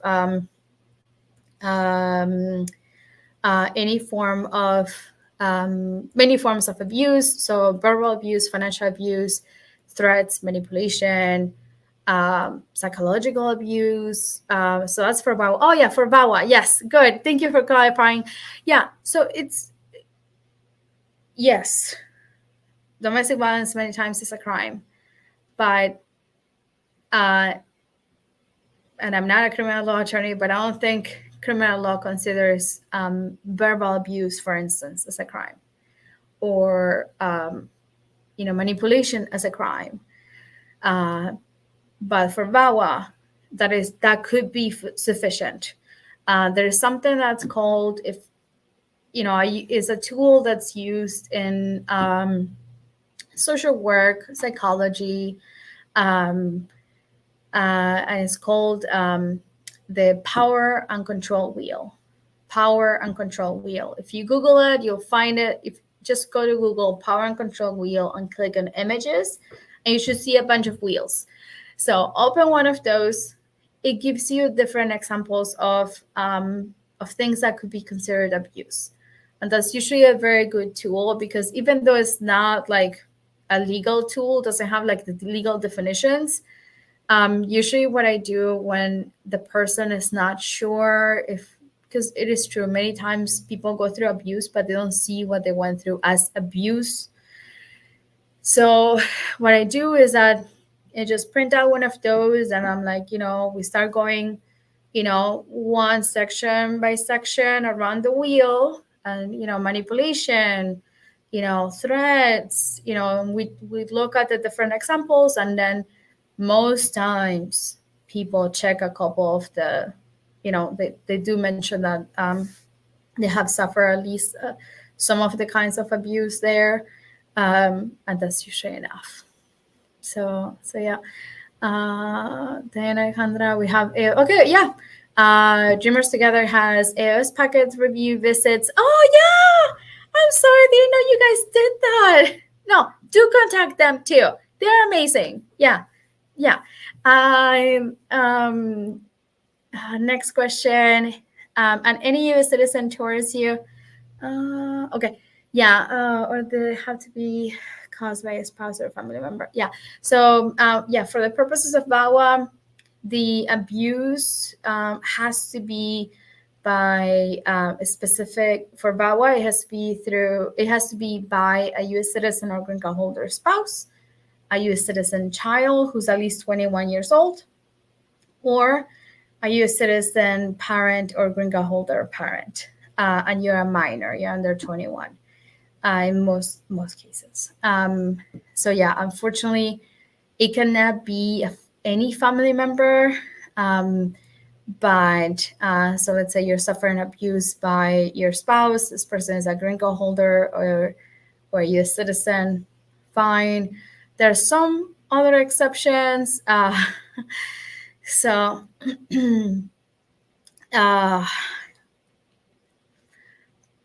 this gets a bit more complicated. I know it's late, you guys, but please stay with me.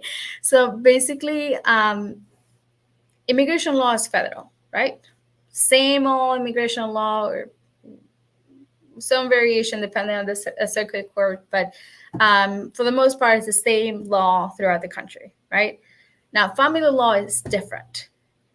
Family law is basically depending on the state, because is governed by state law. So there's some states in this country that allow what's called common law marriage. Common law marriage is a marriage that is formed by a couple where there has not been most times there has not been an official, the official, ceremony, whatever, say yes, what thing. Okay. This is basically a situation where the couple, most times, they are living together in the state.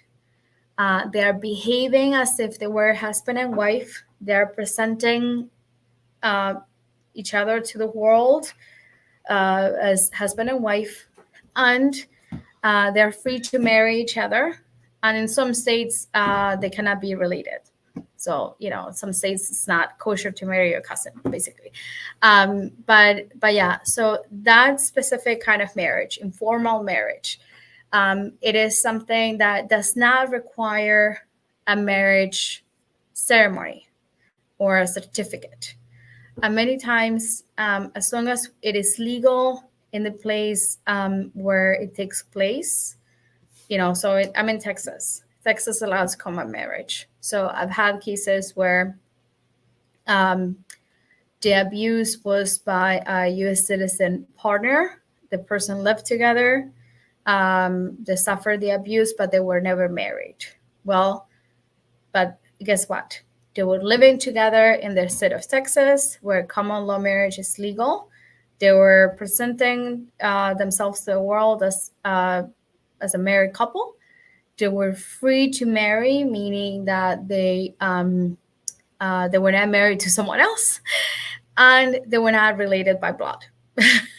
So in those cases, as long as we can show those elements, these people are married for purposes of applying for this benefit, and a VAWA should not be a problem as long as you can show that. The only trick with this is that once that you're married, even if it's under common law marriage, you need to get divorced. And there's no common law divorce, so you need to go through a general, typical process of divorce. So yeah, common law marriage is legal in about 11 states in the country. I know Texas is one of them. I know South Carolina is one of them. There's several. There's probably a quick list that you can Google. So if the situation is abused by a U.S. citizen partner and you happen to be in one of those states, maybe that's something to explore. So let me know. So does Texas qualify for common law marriage? Yeah, absolutely. You betcha. Next question. We're going to do a motion with the Department of Homeland Security and the Immigration Court. I think I can do it on my own, as this is an easy case. Okay. Criminal administrative close, but I'm wondering how much you charge to a motion to recalendar and terminate proceedings. So depending on what, so motion to recalendar is not a difficult motion, because you basically tell the government to grab this case, this file that has been administratively closed, and put it back on the docket, put it back into the calendar. The problem is terminating. So I would love to talk with you and see if I can help you. Usually, in order to terminate the case, you need to have some basis. So meaning the person is eligible for the benefit, can show prima facie eligibility, and basically, but for that case, we'll be able to get a green card. So let me know, and we'll see if we can help you. Next question. Can you apply for VAWA if you're in another country but the abuse occurred in the United States? Yes. I'm so glad that you guys are asking good questions. So yes, I actually have some clients who are abroad, and that's actually what we're doing for them. So yeah, absolutely. VAWA is an option. You don't have to be in the United States. The only problem with this is that, well, it's not a problem. It's just the government not thinking about what's going to happen, really. The funny thing about this is that at times we will have, so as part of the process with VAWAs, with many cases, as most of you will know, the person will need to go to the fingerprints appointment. Unfortunately, for some reason, the government doesn't really understand sometimes that these VAWA applicants are abroad. So I had a case not too long ago. This very nice lady, she applied for VAWA while being abroad in Mexico. They sent her the biometrics appointment in Texas. Well, she doesn't have a visa. How is she going to make it to the fingerprint appointment? So she tried to contact the consular post. No one will help her.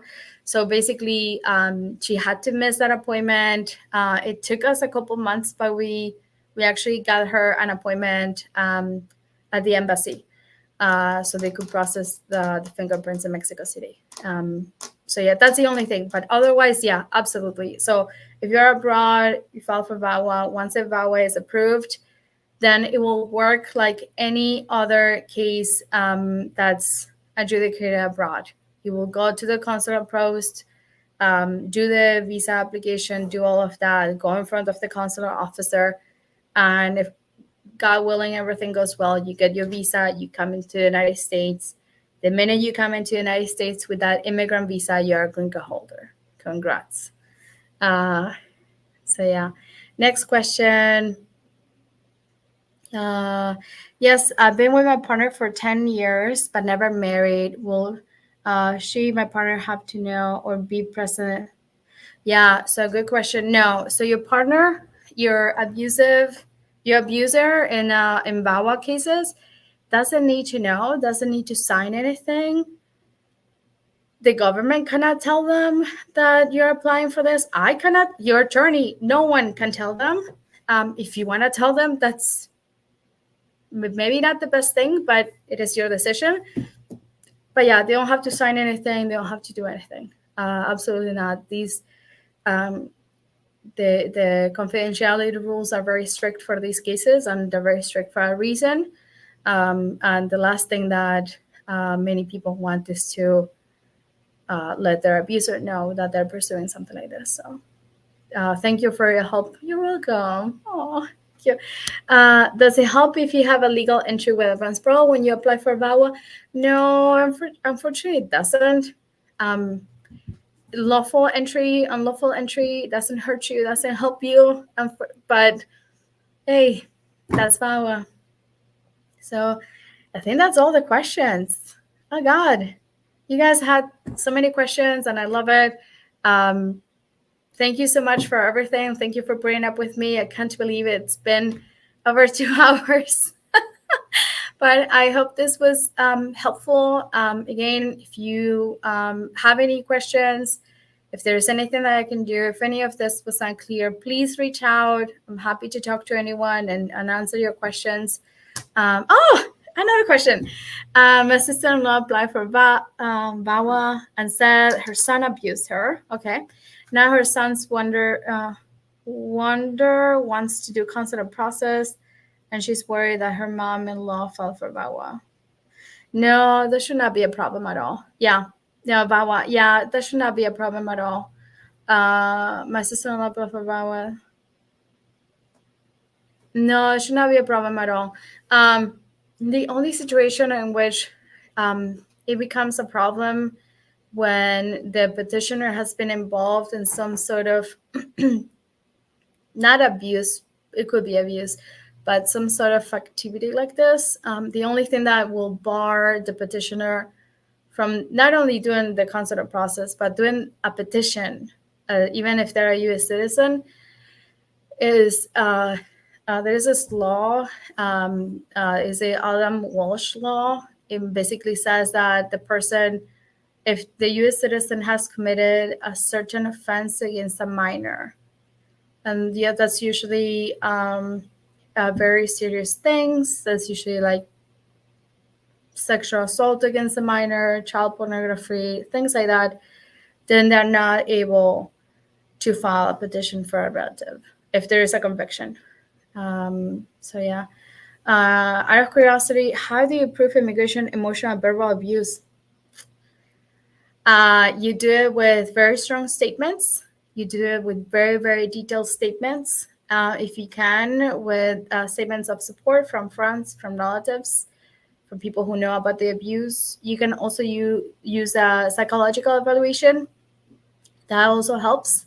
But yeah, the standard for evidence for these cases is any credible evidence. So yeah, that's what we use. Next question. After advance parole entry, is it technically that you came in legally will be easier to apply for a green card? Yes. Not technically, but yeah, it basically has the same validity for purposes of the adjustment of status. Yeah. She didn't really abuse his mom. Oh, so the person that applied for VAWA based on abuse by a child, it seems like the abuse didn't really happen. And now he wants to petition for his wife, but they're worried it should not affect them.